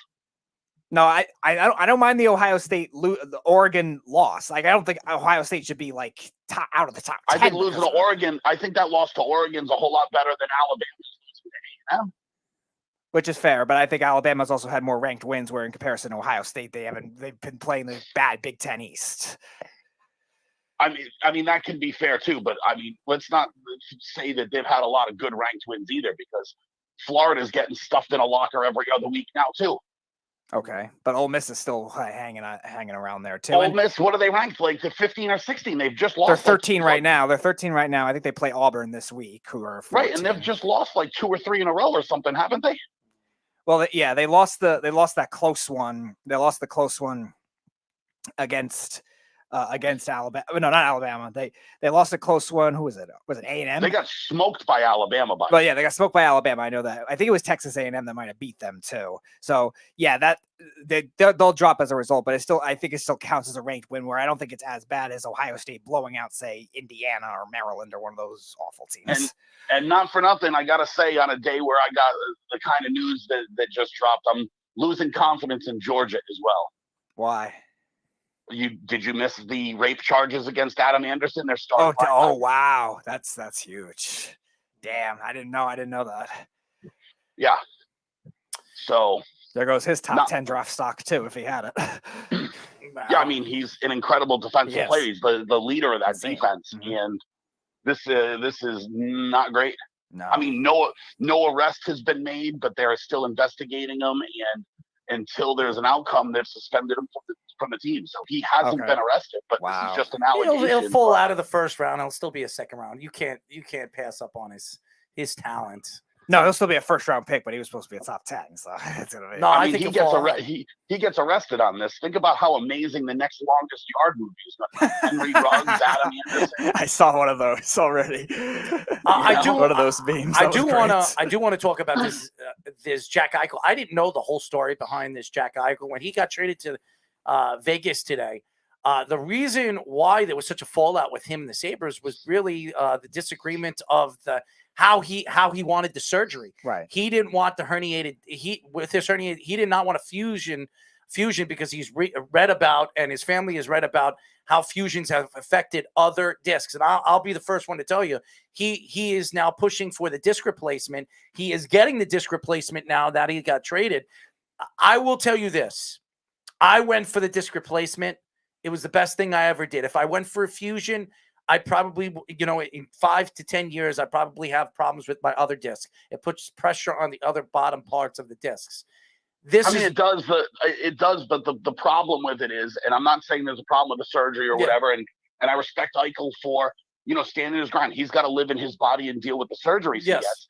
The problem is no one in the NHL has ever played with this surgery. Yes. So there's a question mark on whether it'll stand up to that. It will work because Jeff, I had the same surgery. First of all, you have more leeway with your neck. You can move your neck up, and with fusion, you can't twist your neck all the way. There's certain aspects of the pressure, with Peyton Manning. No, I understand the difference between a fusion and a disc replacement. Yes. I'm just saying the Sabres didn't like it because no one's ever had it and played with it. He'll be fine. I think this is a great move for Eichel. I think Vegas is going to get a steal. even more surprising, not for nothing, and feel free to disagree. For a team that was asking for 3 first-round draft picks and players and all these things, they got nothing. They got one first round. They got one first. They got a first rounder in Alex Tuck and some bum Peyton Krebs. And a first and a second round pick. A first and a second. A first this coming year and a second the next year. I mean, this was a steal. I mean, the Golden Knights got one of the best centers in the league for the nothing. First round pick will probably be late because Vegas has made the conference finals. And if that was the case, the Giants wonder if they got the best deal that they could have gotten. That's what I'm saying. It's hard to believe other teams wouldn't have given more than what. A report yesterday says the only other team that was close was the Flames. I'm looking at this. I think the Rangers should have made the trade. If that was the case, I would have made this trade. I mean, seriously, look at what the Rangers would have had to give up two first rounds, a first and a third, and maybe 2 players, not for Jack Eichel. I mean, Jack Eichel is still one of the best centers in the league, and he's 25 years old. And with the disc replacement, not a fusion, with the disc replacement, he's going to be even better. I think he's going to be a great player. I think this was a bad move by the Rangers if they could have him for what they got, what they traded for. The Sabres didn't want to trade with the Rangers. I don't know. I'm just a saying. report came out today that the Sabres wanted no part of the Rangers because they didn't want him in the same state. Okay. Oh, really? Mm-hmm. Interesting. That's what Rangers fans need to tell themselves so they can feel like No, they I have a was chance. very honest. I didn't want him at all.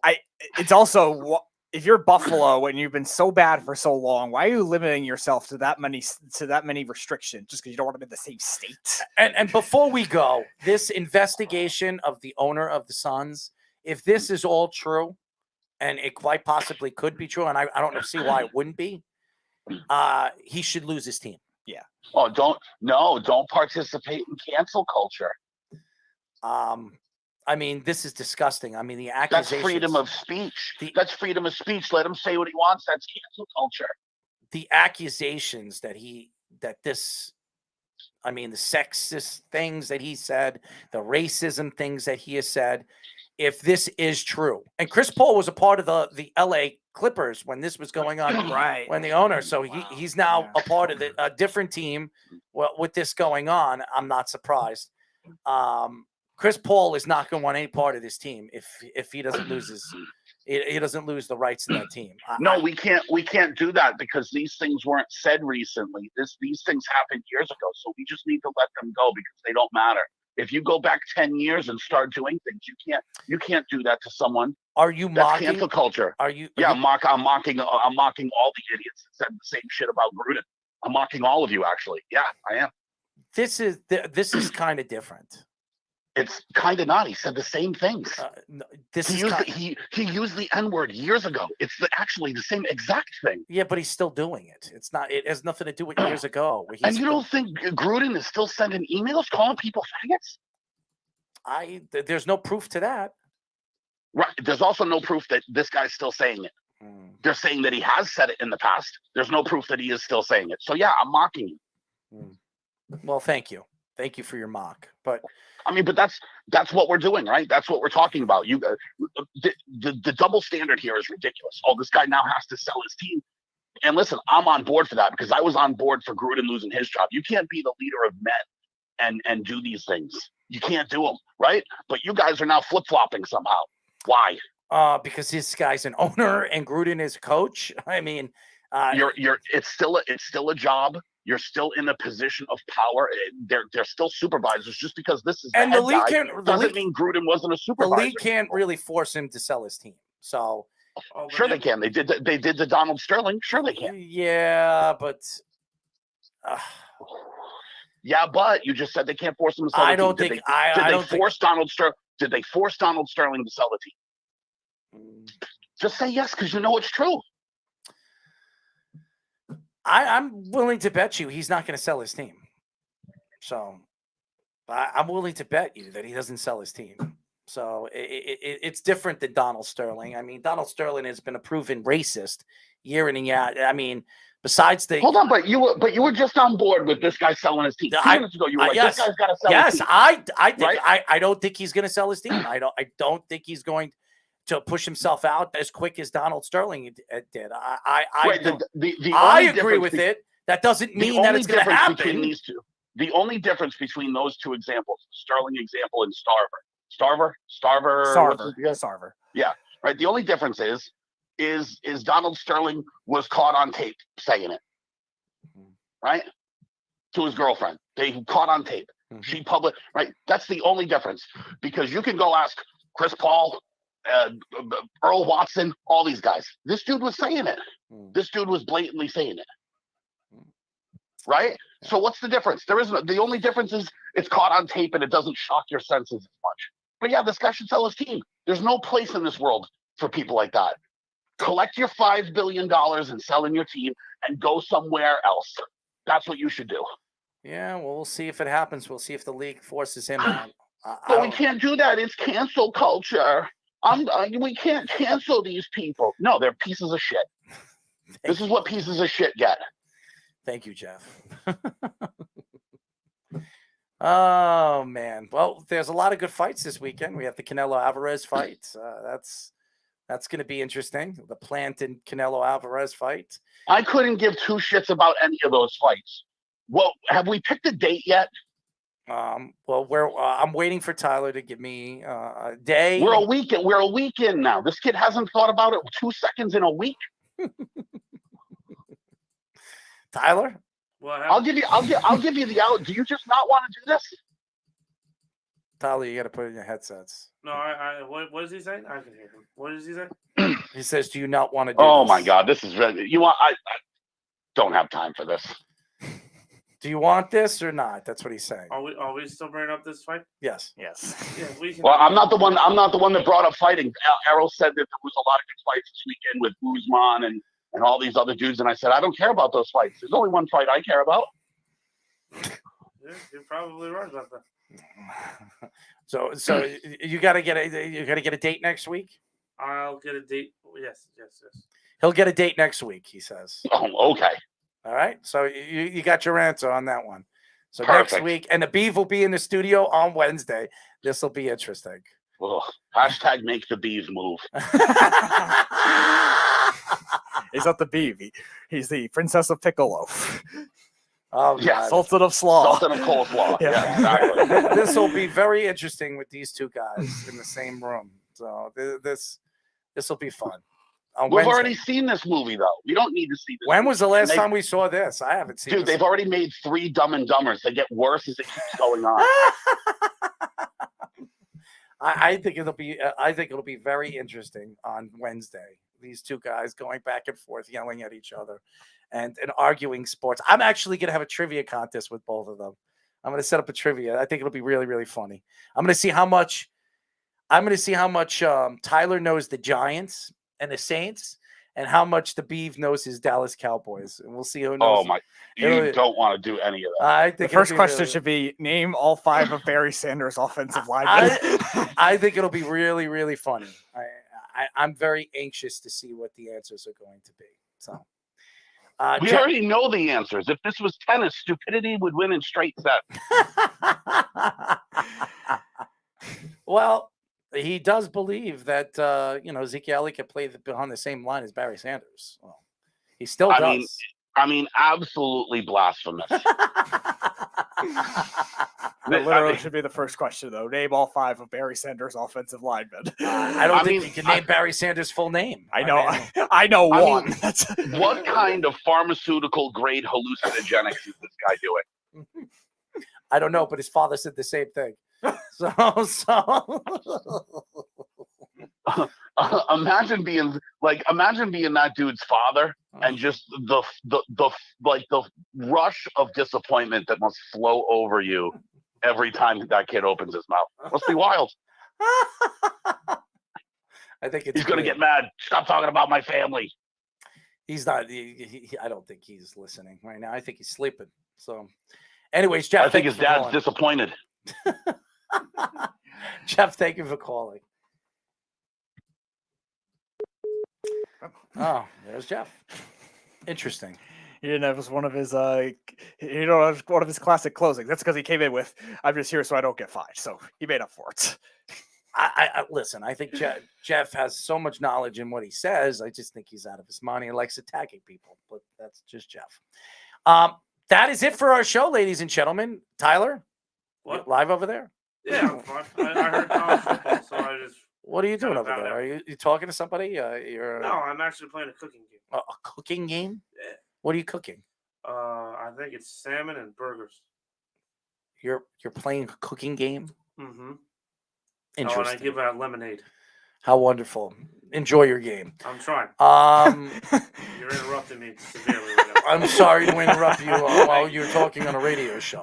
Anyways.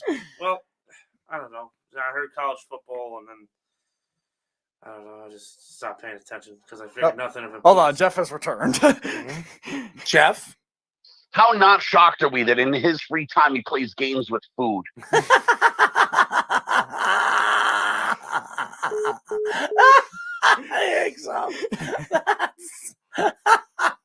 What just happened?